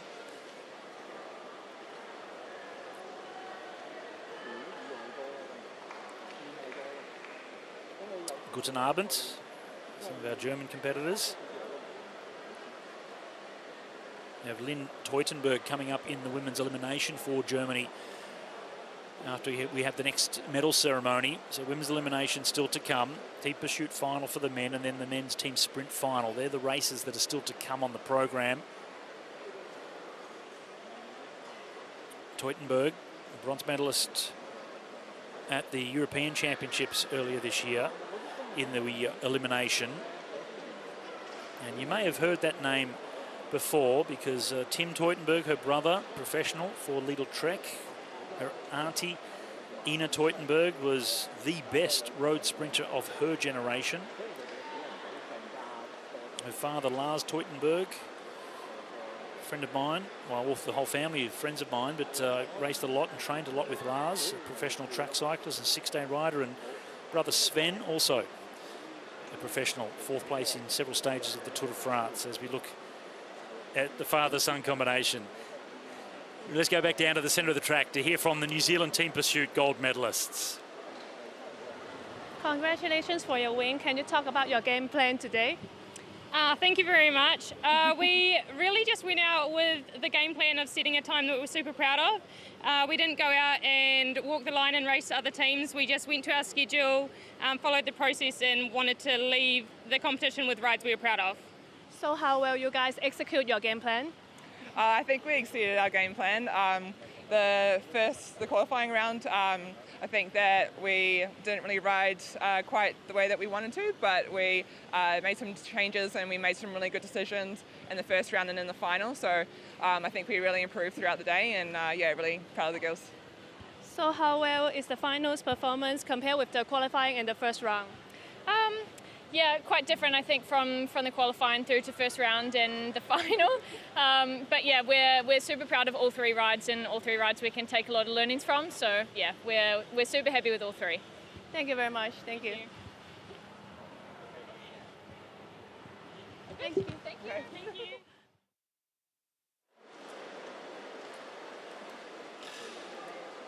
Great result from the New Zealand team. Such solid riders. Always, you put that combination together, they're always going to be competitive, have been for a number of years now. So we'll see them up on the presentation dais in a moment's time. They're getting ready. You can see them shuffling just there ahead of the seats on the right-hand side. Great Britain and France, the other medalists, to come up for this next of the medal ceremonies.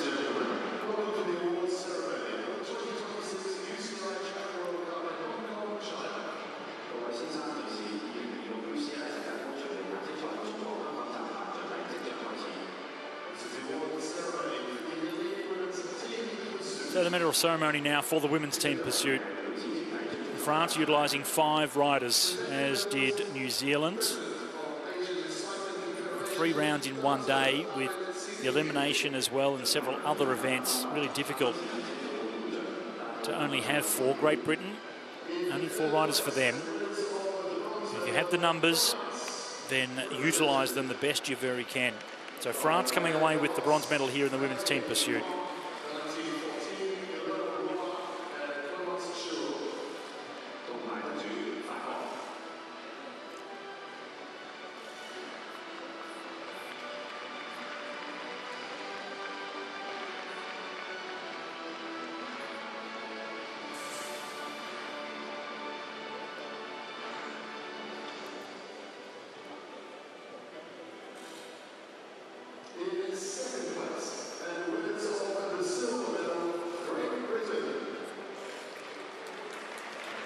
So Great Britain with the silver.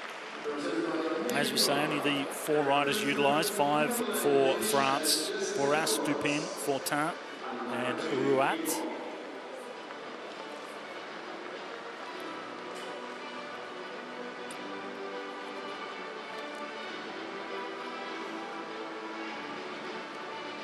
Great Britain with Meg Barker, Erin Boothman, Madeline Leach and Jess Roberts.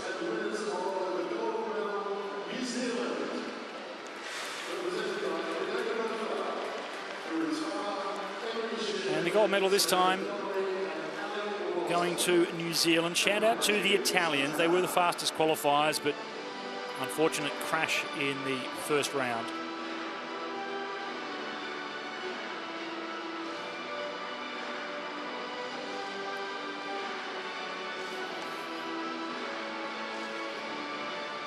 Ellie Wollaston, another gold medal for her. Brilliant track cyclist. Some great success on the road now as well.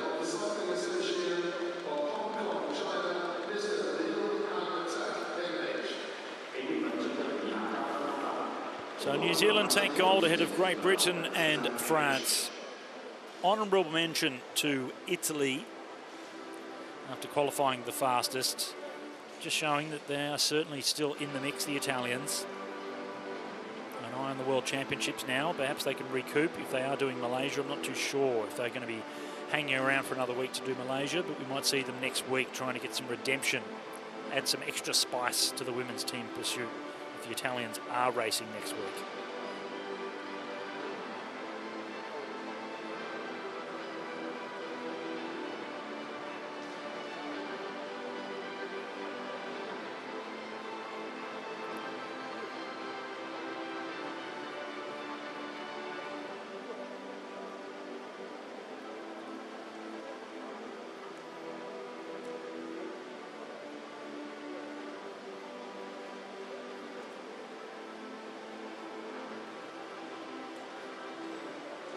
Ladies and gentlemen, please, once again, your applause for our medalists.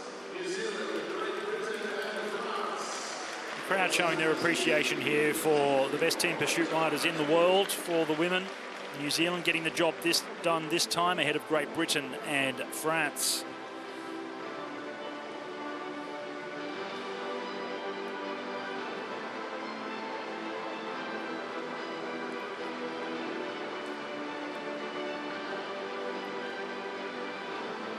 Only moments away now from getting back onto the boards again.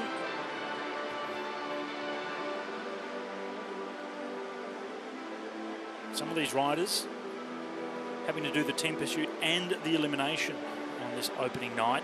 So difficult to back up after going so deep in the TP.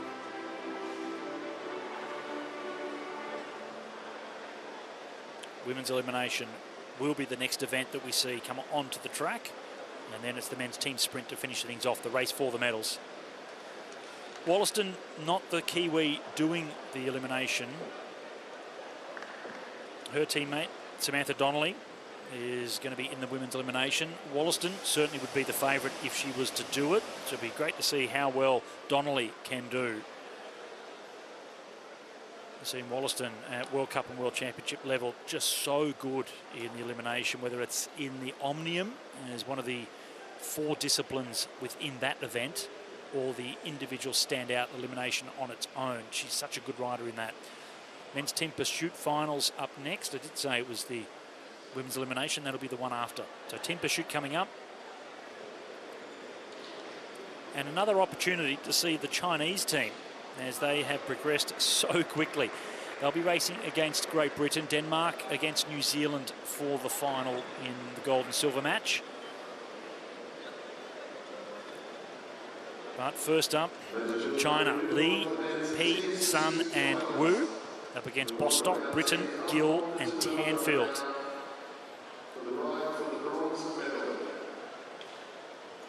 So the race for bronze in the men's team pursuit this time.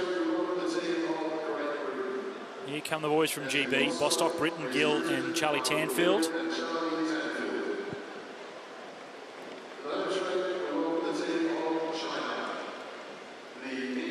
So Li Ni will be the starter for the Chinese team.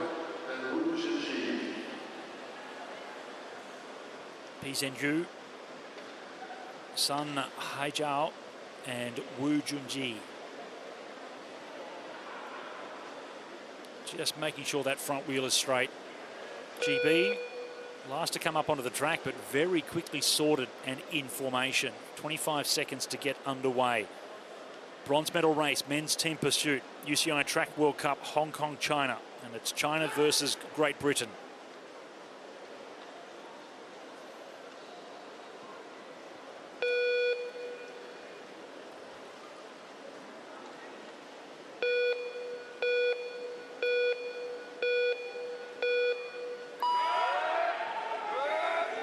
So the race for bronze is underway. Only 2 weeks ago, China set a new national record in the men's team pursuit. That was at the Asian Championships. They rode 3:48.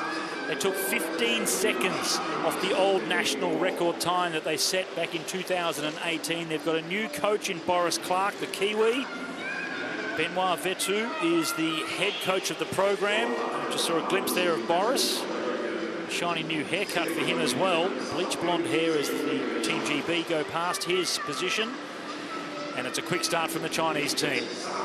We did see that from the women's team as well. Fast start from them before they faded against France in the race for bronze. This time they're up against an incredibly experienced squad from Great Britain.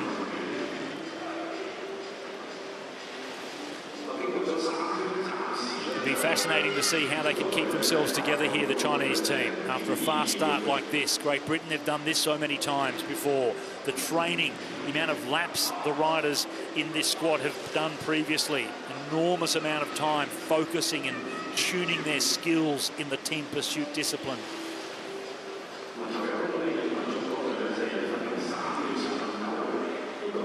Still nothing in it.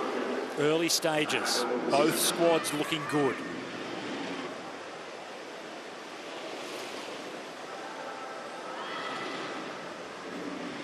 Team GB did take a tumble. One of their riders had a crash earlier on.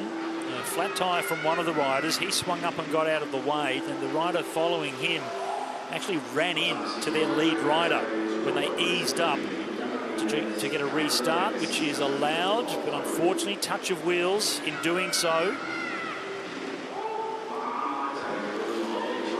Still very narrow margins between these two. 8 laps to go, the halfway point, 1:59, so under 2 minutes for the first 2,000 metres. And surprisingly, the gap going a little bit further in favour of China. Great Britain down to 3 riders now. Likewise for China. So within half a lap, both teams down to 3 riders. Time taken on the 3rd rider across the line.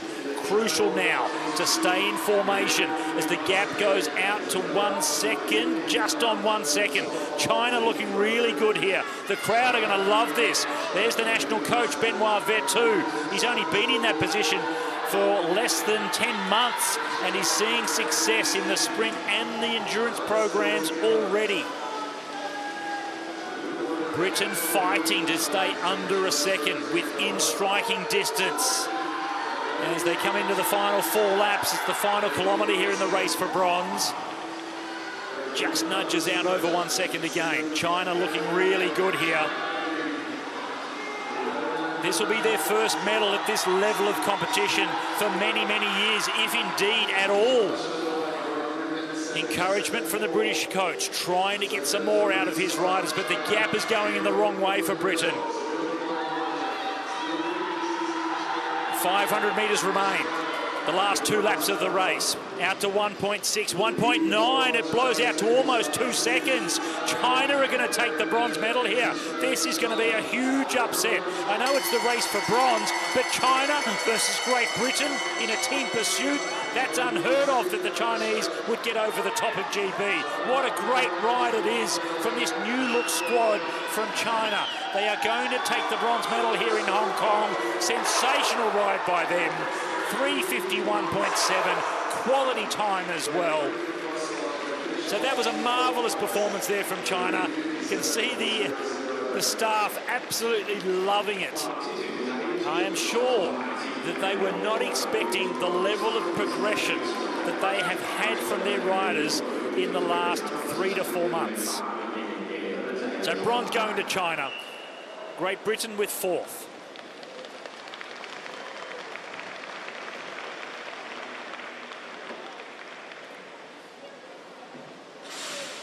Quick start by the Chinese team. I was a little bit nervous after we saw how the women's squad went out quick, then slowed down towards the end. But the men's team, they were able to maintain that speed all the way through. Fantastic ride by them. If you follow international track cycling and you see that lineup for a medal, China versus Great Britain, it's fair to say that you would put the odds on Great Britain to get the win. So that's a marvellous ride. Wonderful performance from China to claim bronze. The current world champions up next, although very new look outfit. It's not the same squad that we saw win the rainbow jersey. Only one rider from the World Championships last year.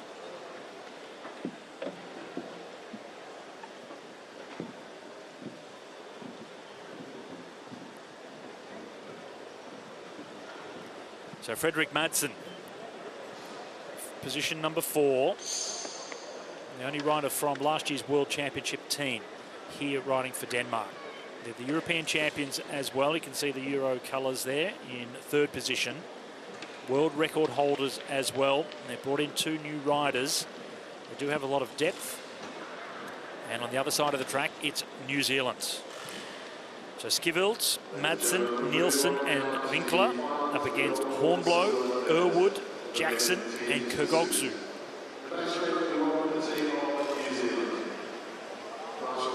The race for gold and silver, men's team pursuit final. All riders locked in. The clock hasn't started counting down. Once they're in, just now, 50 seconds on the clock. And when the officials are convinced the starters are in position, then the clock starts ticking down. 36 seconds now to get underway, the race for gold.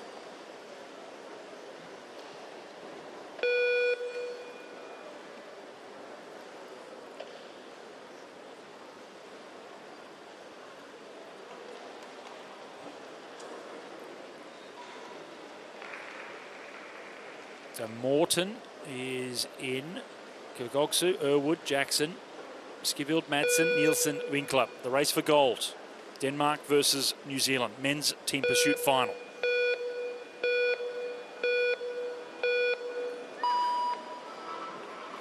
And the race is underway.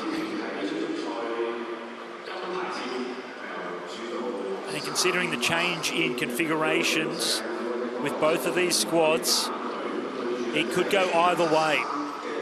Denmark, yes, the world record holders, the world champions, but that's not the squad we're seeing on the track. It's only one of the European champions and one of the world champions from last year. So this is a real chance, an opportunity for New Zealand. They just saw China get over the top of Great Britain. Can New Zealand beat Denmark in a team pursuit final at the Track Nations Cup?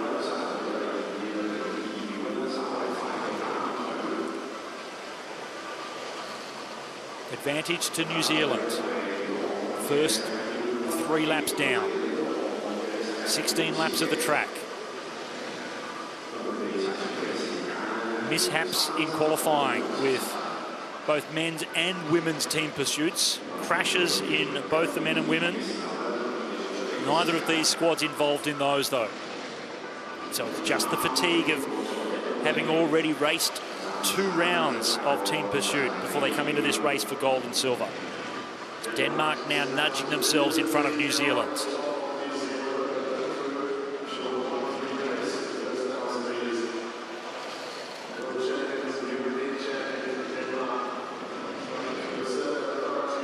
Just edging it out ever so slightly out to 0.3 of a second. Not quite at the halfway point just yet.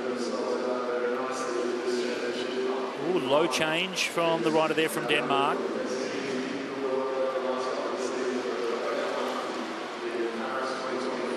Certainly a lot more banking to utilise if he needs to the next time he swings up. New Zealand doing a good job to maintain this. It's been 0.3 for a number of laps now. Gone through the halfway point, just out to 0.4 now. So still within striking distance for the New Zealanders. Just starting to bring it back a little bit. And they are down to 3 riders, the first of the squads to go down to 3.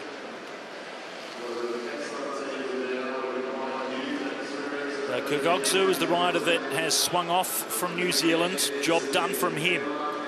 He's kept them in contention. Denmark also down to 3.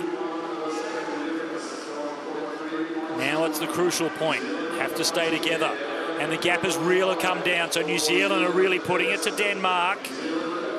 Another race on paper where you would have given the favourites tag to Denmark, but New Zealand doing something quite special. They've taken the lead as they come into the final few laps. So New Zealand digging extremely deep here.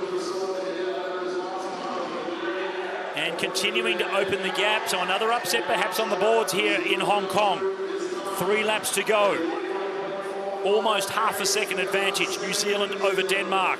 Getting a little bit ragged. The second rider there from Denmark just losing the wheel a little bit. Nice and tight to the wheel in front is where you want to be.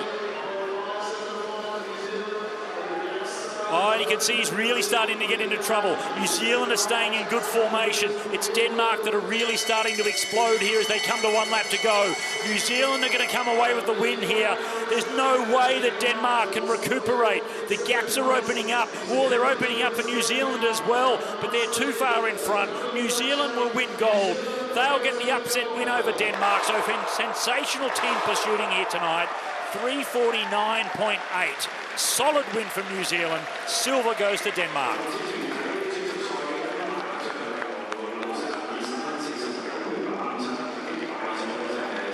Oh, you have to hold your breath in these team pursuits. When they go down to 3, anything can happen. Both squads with just tiny little cracks in them in those closing laps, but New Zealand keeping it together better. From behind, they got to the front and stayed there.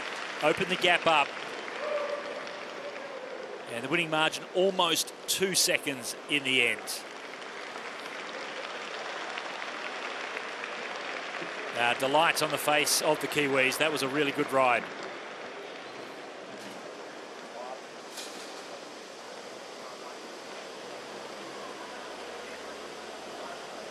Well, you can see these teams experimenting a little bit with the squads that they bring to the Track Nations Cup. Denmark, certainly indication of that.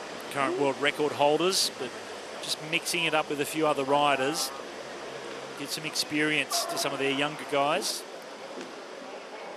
And a good solid ride from New Zealand to claim gold.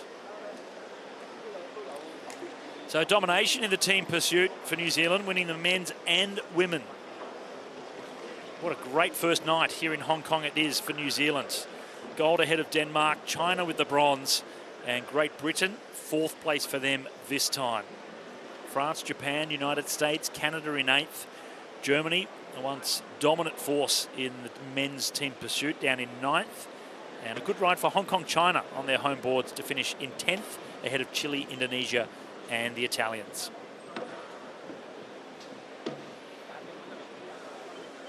Well, double gold for New Zealand in the team pursuit. How good is that? Well, let's go back down to hear from next of our winners here in Hong Kong. 你们在决赛的时候起步看起来就非常的有力，是不是赛前的一个战术吗？其实我们今天的主要目标就是要赢，所以我们是毫无保留、拼尽全力的想要战胜对手。这就是为什么我们启动出发的节奏这么坚定的原因。Actually, we aim to win today, so no matter how, we will fight for the gold and fight to the end. 其实中间一度有被对手反超，后来做了什么调整，然后可以追回来吗？就是我个人觉得，就是我们也是就是第2次配合吧，就相当于，然后我们比赛也比较少，然后我们就是互相鼓励了一下吧。Actually, this is the second cooperation with this format, so with the mutual encouragement, then the team is getting better. 觉得就是成功拿到决胜负的那一刻，觉得是哪一圈或者哪一刻吗？我觉得我们是一个团体，就是成功了，就是每个人都有功劳，还有就是比较战胜自己吧。Since it's a team event, so every moment, every pedals means something. So it's not the moment, it's the teamwork.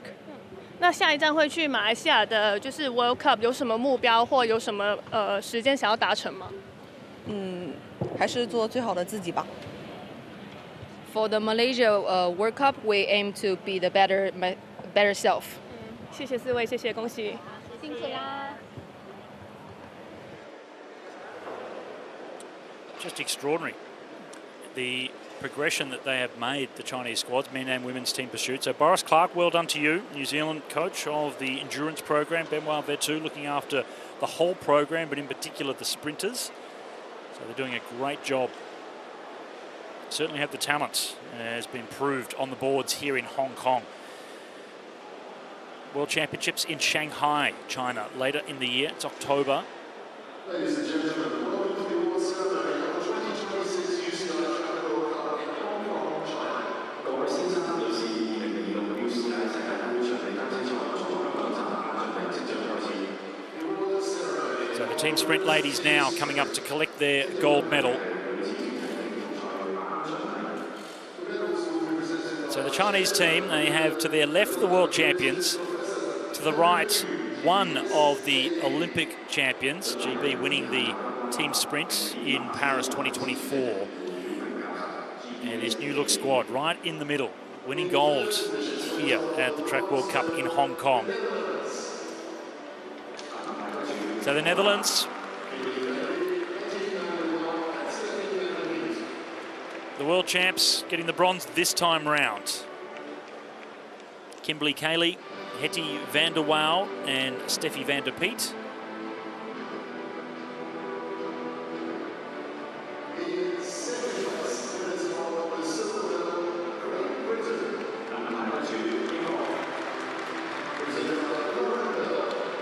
Silver for Great Britain, Rihanna Paris-Smith, Emma Finucane and Lauren Bell.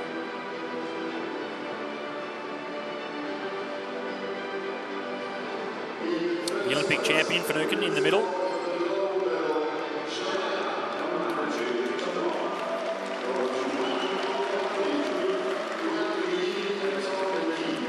And a gold for China. In the team sprint, they have been competitive in the past. And once again, back at the top in the year of the World Championships on their home track in Shanghai. Lau, Wang, Yuan and Tong, the 4 riders from China.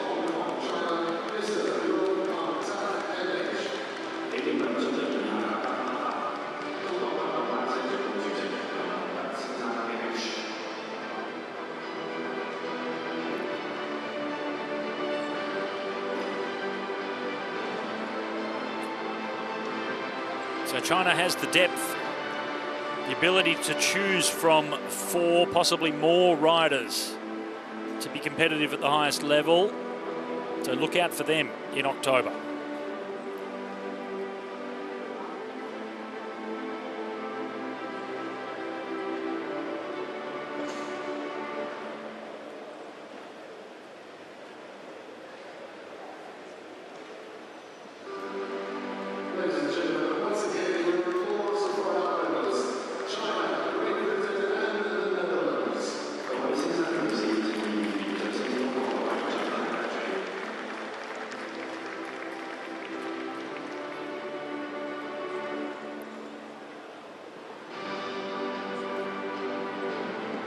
Women's team sprint so close, tiniest of margins between them, but China ahead of Great Britain and the Netherlands. Australia 4th this time, the bronze medalist at the last 2 World Championships.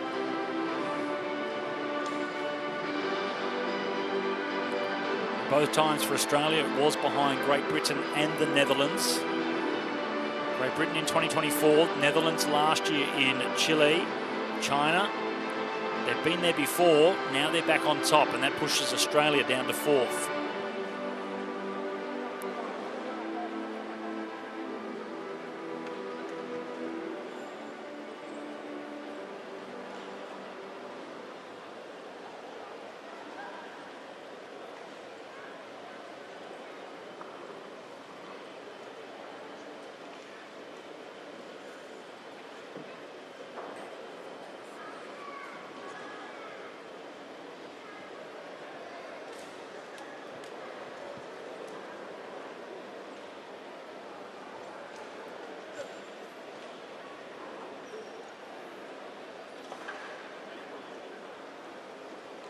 Still some seats available here. If you are tuning in from somewhere nearby Hong Kong, come on down to the velodrome. It's a good TV sport, but it's so much better live at the venue. You get a real sense of how steep the bankings are, how fast they are travelling around these tracks.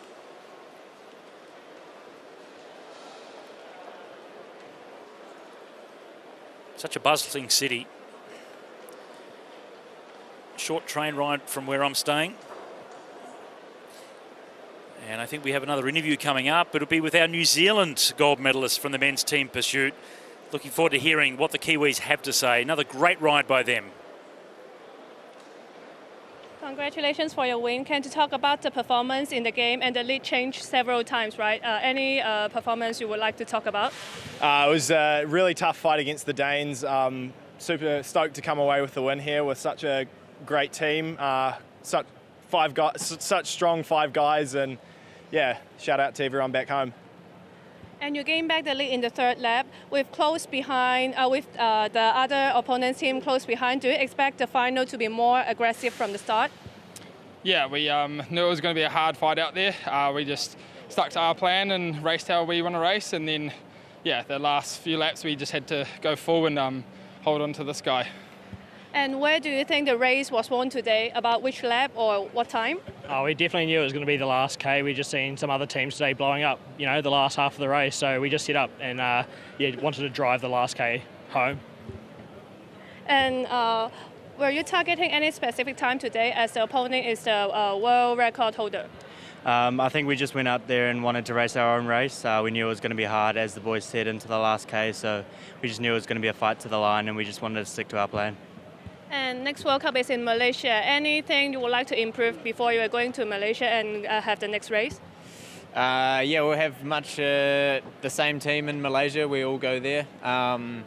And yeah, first we celebrate the win here, and then we will look to improve again for next week.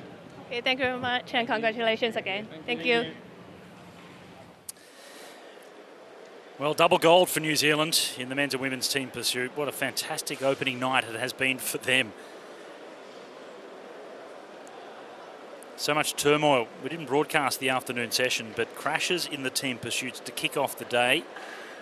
So all the best to those riders that have touched down. Hopefully they're not too badly hurt and are able to recover quickly and continue racing. Victory ceremony coming up for the men we just saw win. What a great squad Full of personality, the New Zealanders, as always. Me being Australian, if the Australians aren't here to cheer for, I'll certainly be going for our cousins across the Tasman, the Kiwis. So good to see them getting a win. So many good performances already on the first night. Big build-up towards the World Champs later this year. One more World Cup to come next week in Nilai, Malaysia. So looking forward to that as well. I haven't checked the start list to see if the Chinese team are going to be there. Hopefully they are, because they just keep getting better and better. Bronze medal in the men's team pursuit for the Chinese team. Quite extraordinary.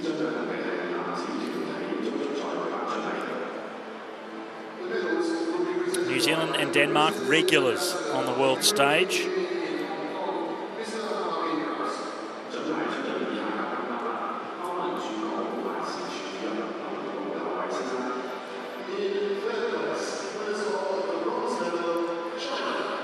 So the bronze medal going to China in the men's team pursuit.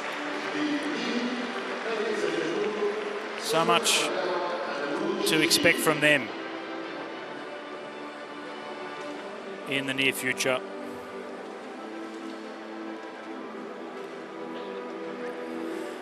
Li Nin, Pai Zhengao, Sun Haijiao and Wu Junji.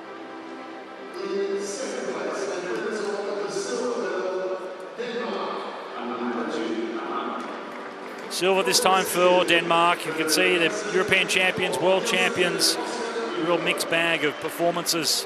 They are the current world record holders. That is held by Denmark. This time, Robin Skivils, Fredrik Madsen, Thor Nielsen and Oscar Winkler. It's the silver.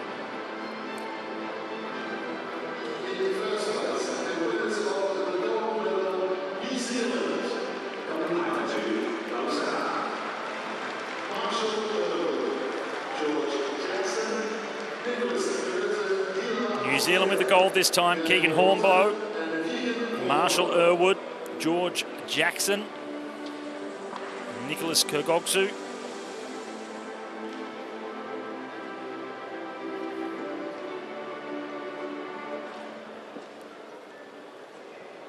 To present the gifts, please welcome once again the representative ambassador of the European Union in Hong Kong, Mr. Harvey Mills. 给你们真正厉害的爸爸，让我们提供我们自己的龙袍外衫。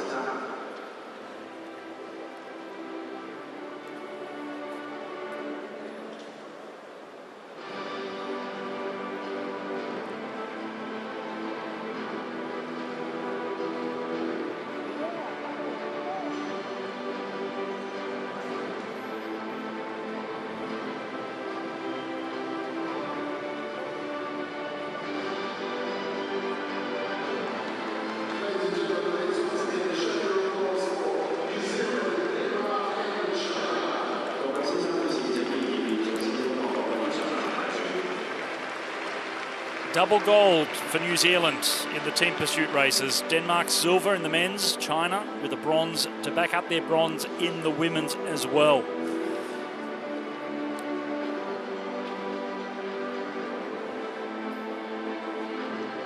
So much goes into the team pursuit, as you can imagine. It's not just an individual rider with a coach. There's a real program. It takes a real village to get a team pursuit group together. The training certainly takes a lot more money as well and resources. So it's always so rewarding when they do come away with some great results. So well done once again to New Zealand.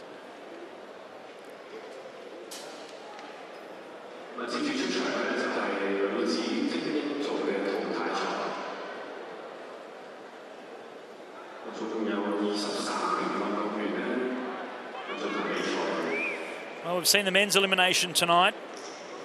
Great win for Italy. Women's elimination coming up next. Another quality start list. We already mentioned number 368 there, Lynn Teutenberg. I'll do my best to not be biased. An Aussie and a friend from Germany.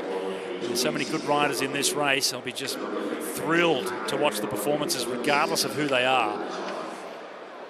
Lara Gillespie, the world champion, not here this time, so that opens up opportunities for others. Irelia Acevedo who was the points race world champion and won the elimination at the World Cup in Perth a month ago. She didn't get through the qualifying round this afternoon, so 2 heats were run to make it into the final. Acevedo did not make it through, so it just shows you the level that we're at here.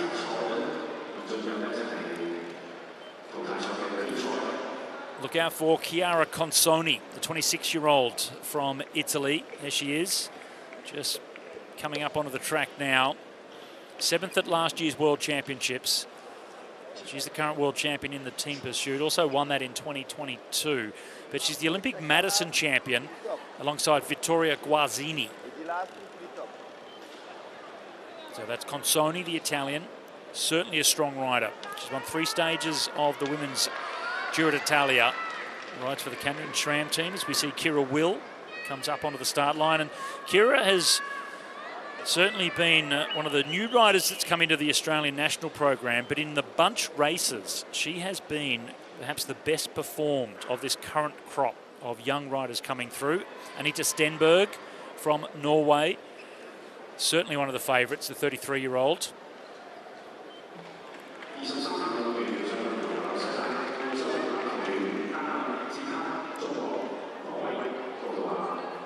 She was 2nd at the World Cup in Perth, Stenberg.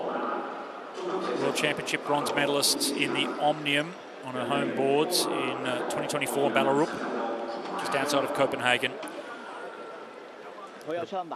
Bronze medal in the points race as well in 2020. 4 times a European champion is Anita Stenberg. Local crowd, they'll certainly be very, very keen to see Li Ziwing. The light blue colours for Hong Kong. There's Consoni, certainly one of the pre-race favourites. Her brother, Olympic champion in the men's team pursuit.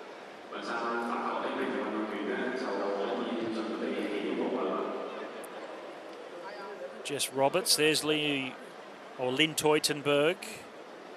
Crafty rider, Teutenberg, the whole family. Professional cyclists, uncles, aunties, brother.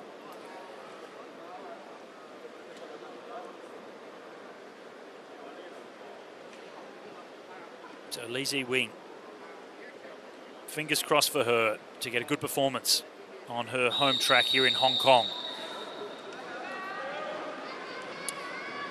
Nienke Veenhoven from the Netherlands in the orange colours leads them away. 1 neutral lap before we get going in the women's elimination. As we saw in the men's, every 2 laps, last rider across the line will be eliminated. Other ways to be eliminated as they fire the gun to get the race underway. As we did see also, Hashimoto was relegated for shouldering a rider, manoeuvring him up and out of the way to make some room for himself to go through. So you're not allowed to do that. You're also not allowed underneath on that light blue band. You cannot improve your position on the light blue band, regardless of whether you're the last rider out. If you do that, you will be in trouble. So elimination this time as they come around.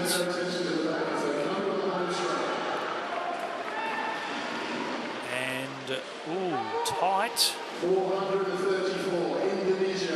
434, Indonesia. Young rider from Indonesia is the one to go, Putri.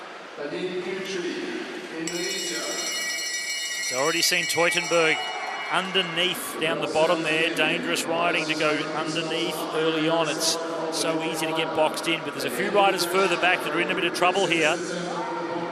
Tennille Campbell, really tall rider from Trinidad and Tobago, dives down underneath, but she's not going to be able to go anywhere. So Campbell is the next one to go. We saw her brother get eliminated fairly early on in the men's race. So Campbell gone. Just a ride for the Jacob Alula professional team on the road. Veenhoven leads the peloton. Oh, Steenberg is really high up on the track, one of the pre-race favourites. You can see her right up around the outside there, so she should be okay, Steenberg, but it's cost her a lot of energy. Campos from Portugal, I think. 438 Portugal. Yeah, Daniela Campos. So that was a big effort from Stenberg. It cost a lot of energy. You don't want to do that too many times. You can see her make the move to go further towards the front. So the Norwegian rider keeps herself right out of danger this time. There she is on the outside of Kira Will from Australia. A few riders down the back. Rabasinska from Poland in danger. The red and white colours, and she will be the next one to go. Eliza Rabasinska. 308. Eliza Rabasinska, Poland. So you see a look over the shoulder there from Jessica Roberts from Great Britain, just to see who's behind in a dangerous position, the rider from Great Britain. Esther Wong in the green colours of Ireland. I mentioned Lara Gillespie, she's the world champion, the Irish woman, not here this time, but it's given Esther Wong an opportunity to do something. Oh, I think she stays in that time. I think she got there. Stephanie Lawrence. It is Stephanie Lawrence from the United States is the rider eliminated.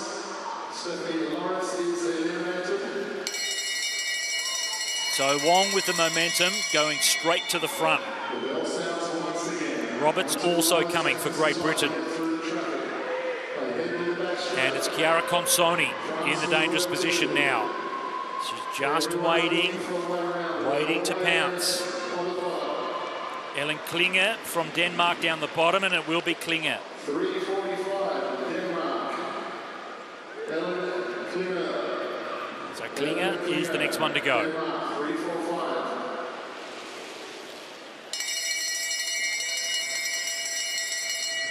The bell sounds again. So Stenberg once again in the dangerous position. But on the inside, green colours, Wong perhaps in a more precarious position. Stenberg can move out and go around. Wong has nowhere to go. Extra rush downhill down the finishing straight. And that's what we'll see Wong go. So Esther Wong.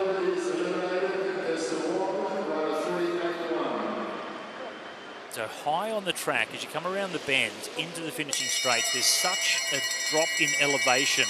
You pick up so much speed at the top of the track, but it does cost a lot of energy to be riding so wide all the way around the lap. You can see the desperation, all these riders fighting to move around constantly, pushing out, moving up, pushing out, moving up to keep themselves out of getting eliminated. And this time, China. So Zhao Mingan is the next one to go.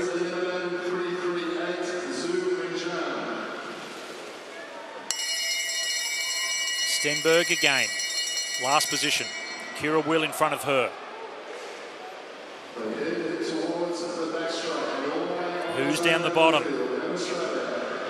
So Kira Will moves up. She'll be okay. Stenberg high on the track, but she'll be okay as well. This could be Valentin Fortin or down the bottoms, maybe. It was Teutenberg. So Lynn Teutenberg right down the very bottom with nowhere to go. She'll be disappointed with that. If you're right down the bottom there, it doesn't cost any energy, but there's just nowhere to go. You cannot improve your position. So Stenberg seems to be happy to try and pick riders off here. It'll be more difficult this time with Kira Will in front. She's crafty, she's young, but she knows how to race a bunch, Kira Will. So Stenberg over the top. Kira Will also stays. And Valencia Tan from Singapore.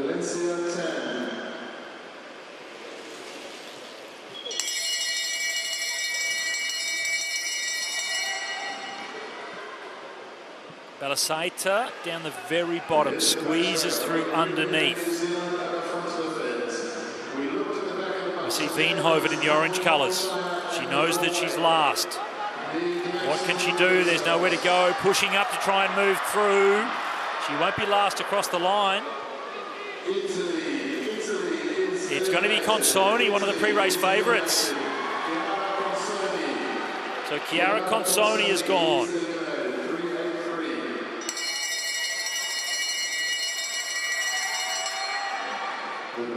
So So that was a huge effort from Nienke Veenhoven to force her way through without impeding anyone. So Kira Will last.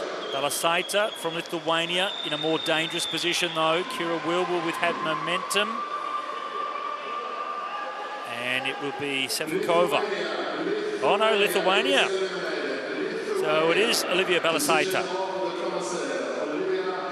Okay, she wasn't last across the line. I just heard from Matt Pointer, our venue commentator, that the commissaire, the officials, said that she impeded, pushed her way through. So Balasaita is the one out. It was definitely Sevkova was the last to cross the line, but Balasaita impeded someone else. And Kira Will this time. So the Aussie, the young Australian, Kira Will, with nowhere to go. She had the will, but no room. So Stenberg once again at the back. Fortin, second last position.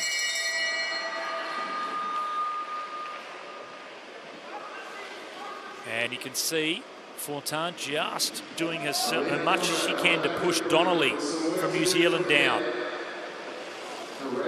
Donnelly dives through underneath, so she'll be okay this time, but Fortin maybe, or right down the very bottom perhaps. And it is Conrad racing under the neutral banner. So Paulina Conrad in the light blue. So Donnelly doing well, the New Zealander. Fortin, last position. Stenberg once again moves up around the outside. She's so strong, the 33-year-old from Norway, constantly sprinting past everyone. And Roberts down the bottom for Great Britain.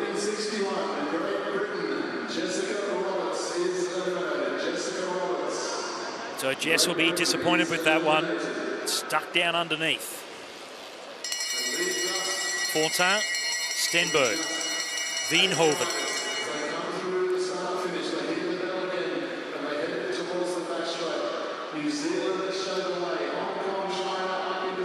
Donnelly leads the way. She'll stay in this time, no question. And it'll be down on the inside. Valgonen. So Valia Valgonen is going off the track. As Fortin from France, once again at the back. Stenberg just in front of her.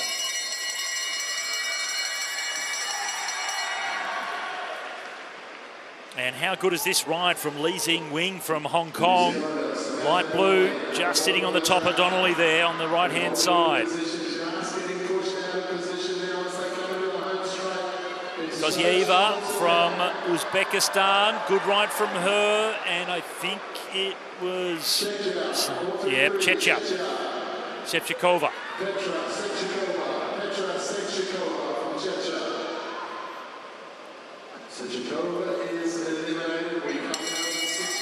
So Li Xingwing, solid ride for Hong Kong, hoping to get herself into the medals.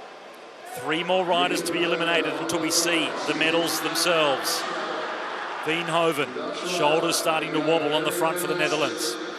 Samantha Donnelly, I feel like she's already thrown in the towel. She has. So Donnelly is the next one to go for New Zealand. Down to 5. One of them from Hong Kong. We're in Hong Kong. The crowd anxiously waiting to see what Li Xingwing can produce. Veenhoven from the Netherlands. Then it's Stenberg from Norway. Lee from Hong Kong. Fortin, 4th position. Kozyeva from Uzbekistan. Another acceleration from her. Can she stay in again? She will, because she got over the top of Nienke Veenhoven. So Veenhoven is gone. She spent a lot of time on the front. That cost an enormous amount of energy and was unable to accelerate one more time. Down to 4. 1 more to go until we get to the medals.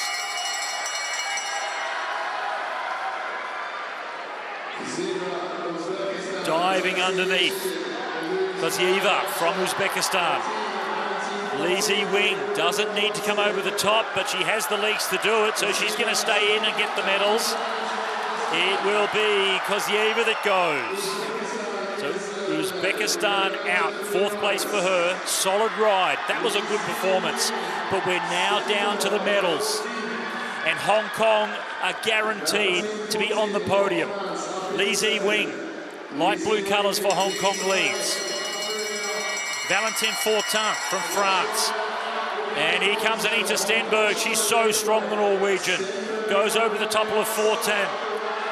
Look over the shoulder, they'll see that Valentine is in trouble. They don't have to go all the way to the line here. Or has Fortin got something left? Still something in the tank, but doesn't get there. So 3rd place for Fortin. And it's a guaranteed silver medal for Li Ziwing. She's up against Anita Stenberg. Such an experienced campaigner, the Norwegian. So many medals, and look at the strength of Anita. No contest, throwing in the towel. Li Ziwing will claim the silver medal, and Anita Stenberg once again stands on the podium at World Cup level. She takes gold in the women's elimination. Anita Stenberg from Norway, so strong, picking riders off in last position throughout the race, and just had so much extra strength at the end. She takes gold, and the silver medal will certainly be celebrated here in Hong Kong. Li Ziwing picks up silver for the home country.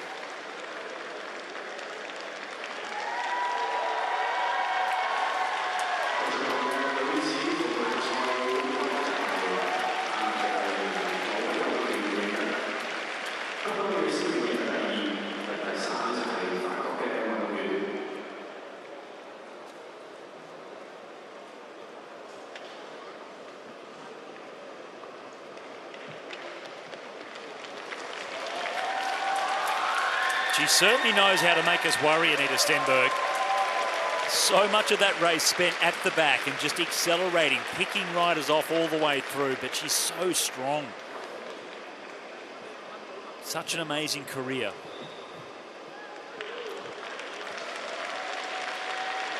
And just wonderful to see Li Ziwing on her home track here in Hong Kong come away with a silver medal. Great signs for the future. Valentine Fortin picking up the bronze. But Anita Stenberg, once again on the top.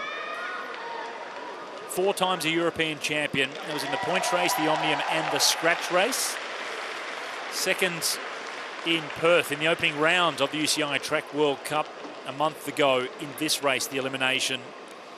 And once again on the podium, this time with a gold. So big smiles in the Hong Kong team. Li Ziwing. Apart from the sweat, she doesn't look as if she's too fussed. Had nothing in the legs for that final sprint against Stenberg, and she left it all out on the track to make sure she picked up a medal of some sort. So well done to her. Gold to Norway. Stenberg claims the gold ahead of Li Ziwing from Hong Kong, Valentine Fortin from France, and Kozieva from Uzbekistan. I mentioned their coach, an old friend of mine, Jochen Dornbusch. So he's doing some really good things there as the fresh appointee as the head coach for Uzbekistan. Kira Will in 11th place. Consoni for Italy, 13th for her. So that's a bit of a surprise to see her so far down. Campos from Portugal ahead of Campbell from Trinidad and Tobago. Non-starter for De Beer from South Africa, unfortunately. But that was a tough race. Well fought out by one of the strongest riders in women's track cycling globally, Anita Stenberg.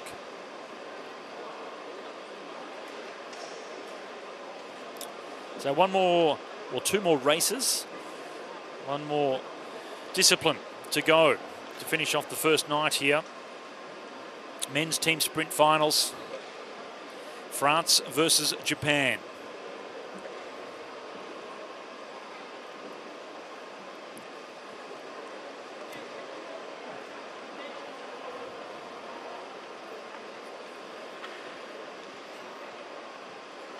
Timmy Gilliam Ryan Halal and Etienne Oliviero up against Yoshitaku Nakasaku, Kanata Takahashi, and Kaya Ota. So Gillion has been the fastest first lap rider throughout the competition on the first day here. So expect a super quick start from France. So much sprint talent in Japan though. Kirin dominant squad. France versus Japan, race for bronze medal. It's the men's team sprint finals. And expect France to be super quick in this opening lap. They have been extraordinary. Gillion is so quick out of the blocks. Japan, third rider in a little bit of trouble. That could cost them immensely towards the end. So a quick start as expected from France. Japan have to do something special now to try and bring this one home. So Halal gets the job done. Takahashi for Japan brings them back a little bit. 0.3 of a second into the final lap now. And Kaya Ota brings home the Japanese team. Oliviero from France, he's been doing the job really well, the European champion. And as they come to the line, France will take the bronze. So solid ride from France, set up so well with that super quick first lap. Held it together though, they didn't let the gaps open up too much. And that enabled Etienne Oliviero to bring it home. The European champ gets the bronze medal for France. So Kaya Ota just a little bit too far off the second rider wheel. So Takahashi just gapped him a little bit at the end of that first lap. So he's pushing too much wind for too long, Kaya Ota. So it was too hard to try and bring it home. Look at that start. Extraordinary, great ride. The European champions. Bronze medal here in Hong Kong for the men's team pursuit for France.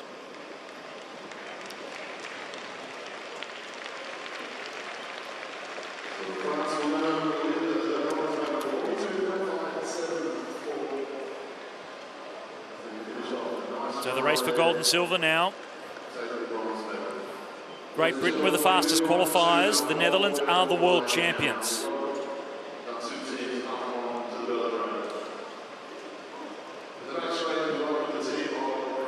So Tiemann van Loon,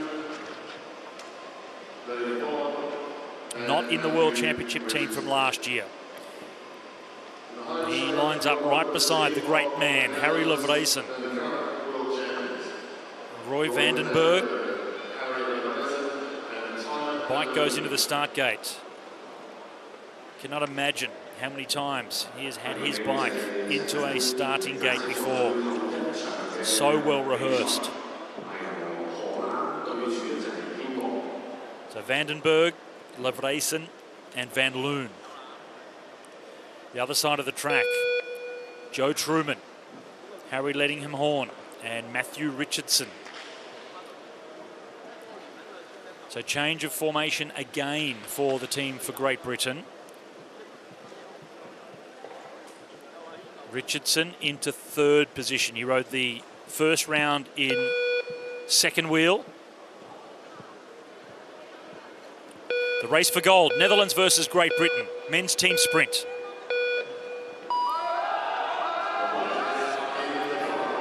What a grudge match it is becoming between these two great nations.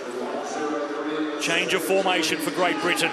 They put the fastest man in the world into position number 3. So see if Richardson can bring it home versus Van Loon. First rider done, second lap now. Netherlands in the lead, but it's a tiny margin. Levreisen, he finishes his lap and the gap opens up even more, but now it's Matthew Richardson versus Tiemann van Loon, the fastest man ever in sprint cycling. Richardson versus the Netherlands. Can he bring it home? It's come down to 0.2 and they get there. Matthew Richardson came from the clouds to claim gold over the Netherlands. He went into second wheel for the first round. They put him back into position 3. And that was the difference. Great Britain win gold over the Netherlands. The fastest man on the planet came home in a flash. Matthew Richardson. What a ride for Great Britain.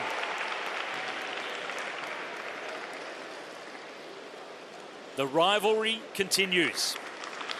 GB continue to improve. The world champions, the Netherlands, they have been the dominant force in the team sprint over the last decade. And now it's time for GB to put the pressure back on. That last lap, that was extraordinary. Richardson brought it home to win gold.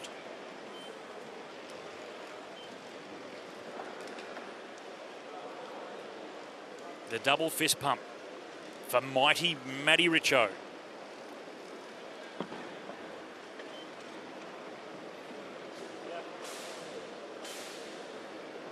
Great Britain on the top again, ahead of the Netherlands and France. They are the medalists. Japan, fourth for them. Always in the mix, there or thereabouts.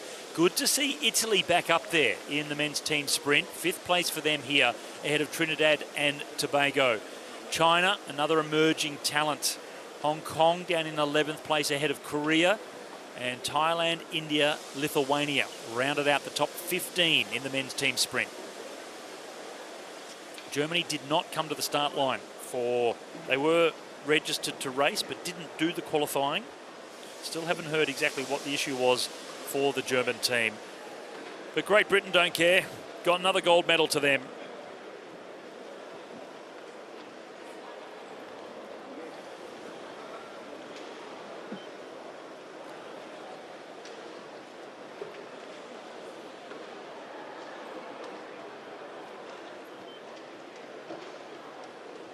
Almost half a second was the gap the Netherlands had at the 500-metre point with 250 metres remaining. And Matthew Richardson absolutely smoked it around these boards to bring it home to win gold. So Truman, Lettingham, Horn and Richardson claim gold over Vandenberg, Levreisen and Van Loon. What a way to finish off the first night of racing here. 3 days in total, 2 more to come. Saturday and Sunday nights, the Golden Nights still to come here in Hong Kong. Well, Anita Stenberg has been such a strong rider over the years, and once again, she's on the top. Let's hear from the winner of the elimination. Congratulations for winning the champion, and this is the second World Cup in this season. The last World Cup in Perth, you win the silver medal, and coming to Hong Kong, you get a championship. How does it mean to you? Oh, it means a lot. You know, every win is very special, and they are always really, really hard to achieve. So I'm super happy for this win, and you know, to be back in Hong Kong. I have been here sometimes before. It's lovely to be here and to have a victory. I'm very, very happy. And just now in the last lap, you compete with Sisi from Hong Kong, China.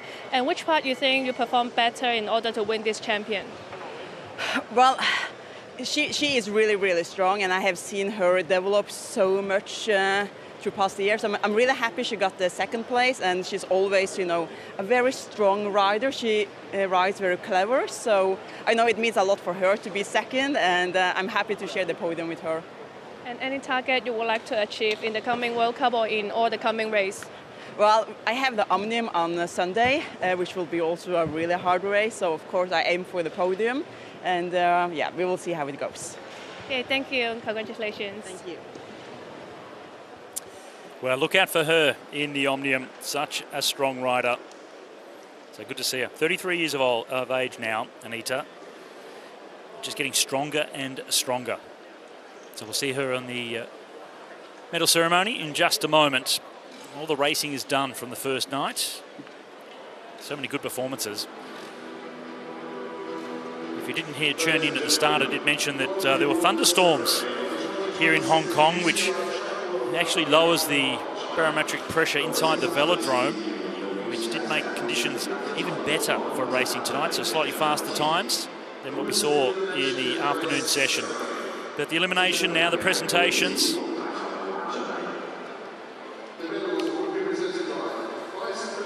First time on the first night we get to see Hong Kong presented with the medal.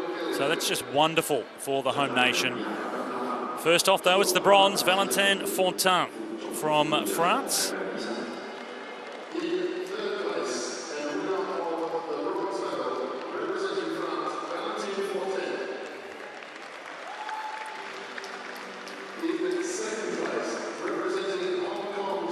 And a well-fought second silver medal for Li Xingwing. And to the delight of the home crowd,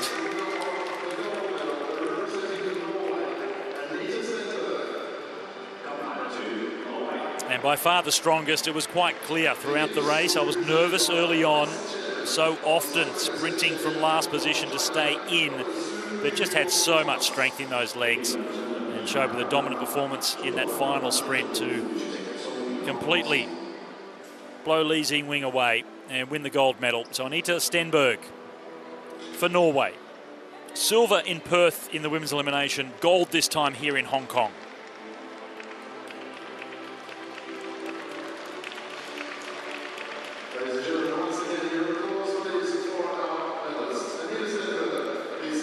Norway, Hong Kong and France. Stenberg, Lee Xingwing and Fortin.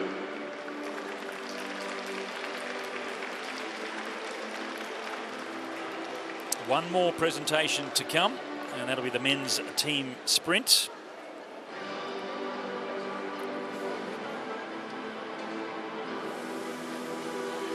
And the speed that we saw Matthew Richardson produce in that final lap really is a privilege to be at the velodrome to witness and see just how quick they fly around.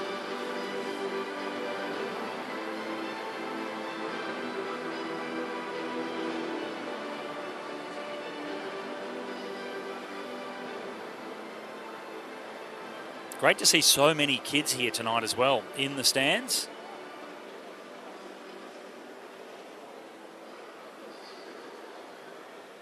Hopefully they come back, use some of the borrow bikes that they're allowed to have here at the track. There's a whole stack of them underneath. You can come and do the come try days, schools programs.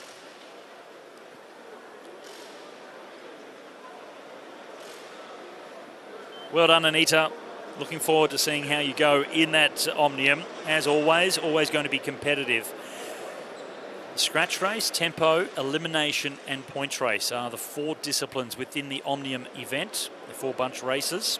So she gets to ride another elimination in that one.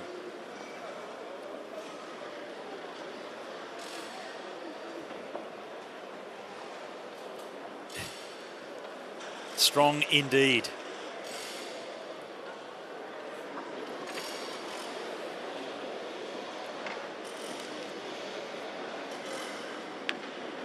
Successful World Cup campaign already. After Perth, silver in the elimination, gold this time round. Omnium still to come. She was a bronze medalist at the World Championships in the Omnium back in 2024 in Ballerup in the Netherlands. Bronze in the points race back in 2020. 4 times a European champion in the points race, Omnium and scratch race. Twice in the points race, once in the Omnium and the scratch. Just shows the versatility of Anita Stenberg and why she is good in the Omnium, because all the bunch races she is successful at.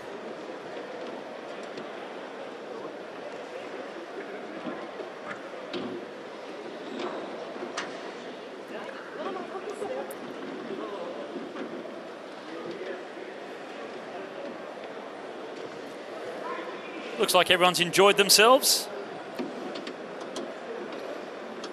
World Cup track cycling, it's back. We were here in 2024. It used to be the Nations Cup back then. It's been renamed to the World Cup, which it was originally back when I was racing the international track scene. So 2024, we go back to 2017, we had the World Championships here. What a wonderful World Champs that was. So well supported. Vibrant city, just an amazing place. If you haven't been to Hong Kong, do make the effort. It really is a wonderful and vibrant city. Any time of day or night.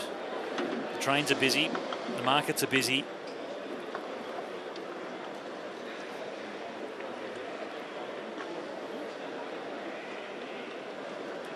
Giving the explanations on what happened throughout the night. Some people looked interested, some not so. I'm sure we all enjoyed it. What a great night of racing. We're going to see some incredible sprint matchups. We've already seen the first taste of it between the Netherlands and GB. Levresen versus Richardson. That's still to come in the Kieran and the sprints. They certainly will be the focus, those 2 riders, but who else might contend? Who out there has the speed to get over those 2? Emma Finucane, Elise Andrews in the women's. Certainly the two favourites. We can hear from the GB boys though, so our winning team sprint team, including mighty Matty Richo, let's hear for them, the winners of the men's team sprint. Congratulations for the championship. And in the qualify and first round, the result of both teams was very close. What adjustment did you make in the final so allowed you to win this champion? Me and Matty swapped position. I rode in P2, he rode in P3. And that was about all we did, to be honest. And found a bit of time and came away with the win. And is the game plan made by the coach or made by players? A bit of everything, really. I mean, we tried a few different strategies today. Me in P3, Harry in P2 for the first one, swapped it for the first round after that, and then yeah, decided to swap it back for the final. And Netherlands lead almost the whole game, and what is the turning point and lead the team to gain back the championship? Yeah, P3 and Matt went really good ride and we pulled it back in the last lap, so we're happy to get the win. Okay, thank you and congratulations again. Thank you. It's always a team performance, but that was a real standout effort from Richardson. Good setup from Joe Truman, good start from him, but they were almost 0.5, half a second down when Harry finished his second lap. Both Harry Levresen and Harry Lettingham Horn, and then Richo really did do an incredible performance in that last final lap.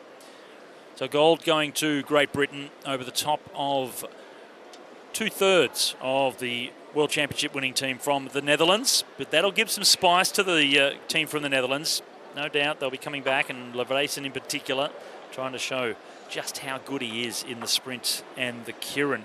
Do also wonder what sort of training level they're at the moment. While these are World Cups and obviously very prestigious, they do have a big focus on the World Championships as well. So different training phases that they're going through at the moment. So maybe it's not a completely fair fight between these sprinters. Might all change a little bit when we do get to Shanghai at the Worlds in October. But for now, you come in and you race against who you have and the form that you have. And at the moment, Richardson looks sensational. The world record holder. Kieran and sprint still to come over the next 2 days.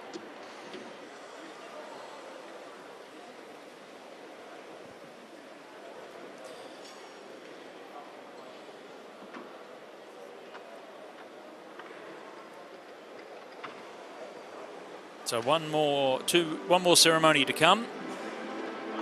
And we see the men now walking their way up in front of the dais. So the medal ceremony now for the men's team sprint. The European champions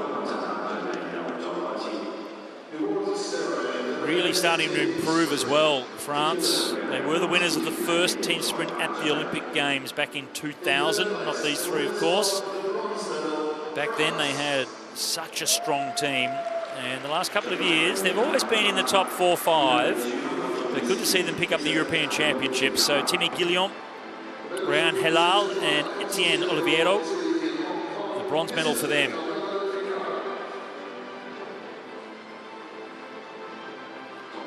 Timmy in the middle, what a start. Consistently the fastest over the opening lap. Challenge is being in second wheel. For Ryan Halal, it's so difficult to be anywhere near Guillaume with the speed that he produces from a standing start. The man in the middle, in the rainbow sandwich, Tiemann van Loon. And Harry Levresen gets his silver medal, and Roy Vandenberg on the other side. So the Netherlands with silver this time, 2 world champions. Look at the face there of Levresen to see whether he's content with that or not. I don't think so. Great Britain, we heard from the men, Joe Truman, Harry Lettingham Horn and Matthew Richardson. So right to left, it is Truman, Richardson and Lettingham Horn. On the left-hand side, the big man with the big shoulders.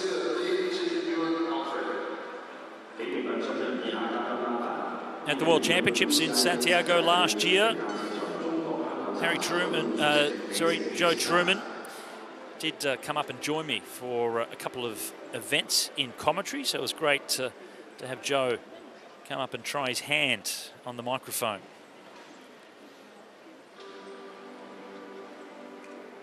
Sprinting Kieran's still to come, but I will have a look and see if he is available, if he's not doing one of those events, whether he wants to come up and have another crack at it over the next couple of days. Fingers crossed we get Joe Truman up here. If you are listening and you're a friend of Joe's, put some pressure on him. Try and get him to come and do it.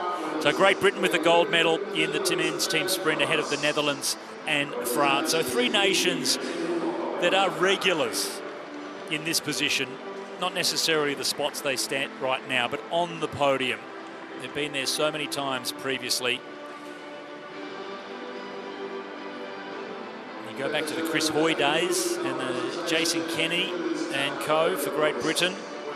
This current crop of Netherlands athletes, Vandenberg, Leveresen,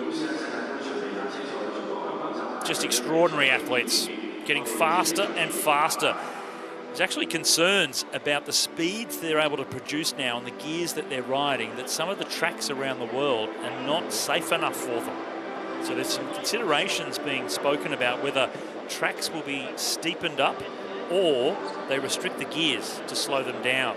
So that's one of the considerations, or a couple of the considerations that have been spoken about, just because of how fast these male sprinters are able to go now.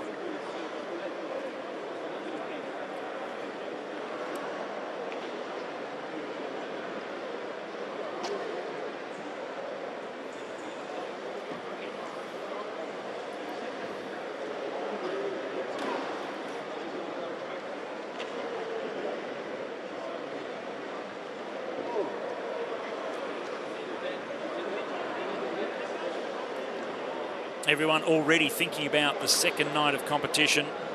I'll be back in tomorrow afternoon for all the qualifying rounds of tomorrow's races. All the bunch races have heats as well. So many riders have been entered into the Hong Kong Track Nations Cup. We can see repairs happening from the crashes we saw tonight on the right-hand side.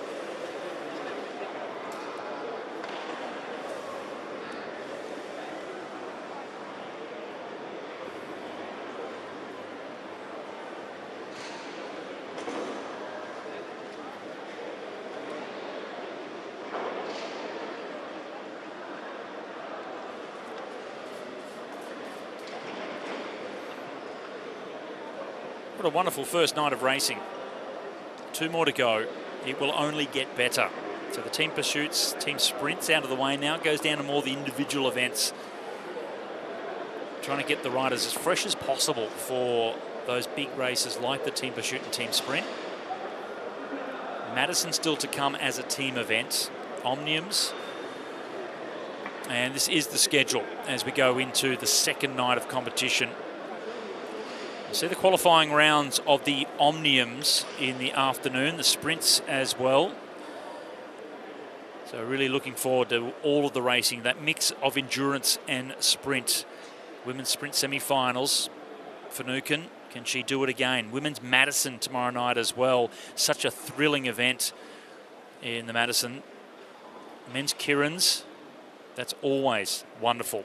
The Madison and the Kieran's combination is such a good one. Finish up with the men's points race for the Omnium as well. So 4 disciplines within the Omnium, the 4th one being the hardest race you can do on the track, which is a points race, after already having 3 bunch races before that. So it really is brutal. The riders in the Omniums are on their hands and knees as they come to the final laps of that Omnium points race. It sounds brutal because it is, and it's wonderful television. Cannot wait to see the performances of all of the athletes tomorrow night. So thanks everyone, that's the end of the first night of competition. 2 more to come. You saw the program. Day 2 is going to be wonderful. We cannot wait to bring you all the action again from Hong Kong for the UCI Track World Cup Day 2. Make sure you tune in tomorrow night, live and loud from Hong Kong. Good night.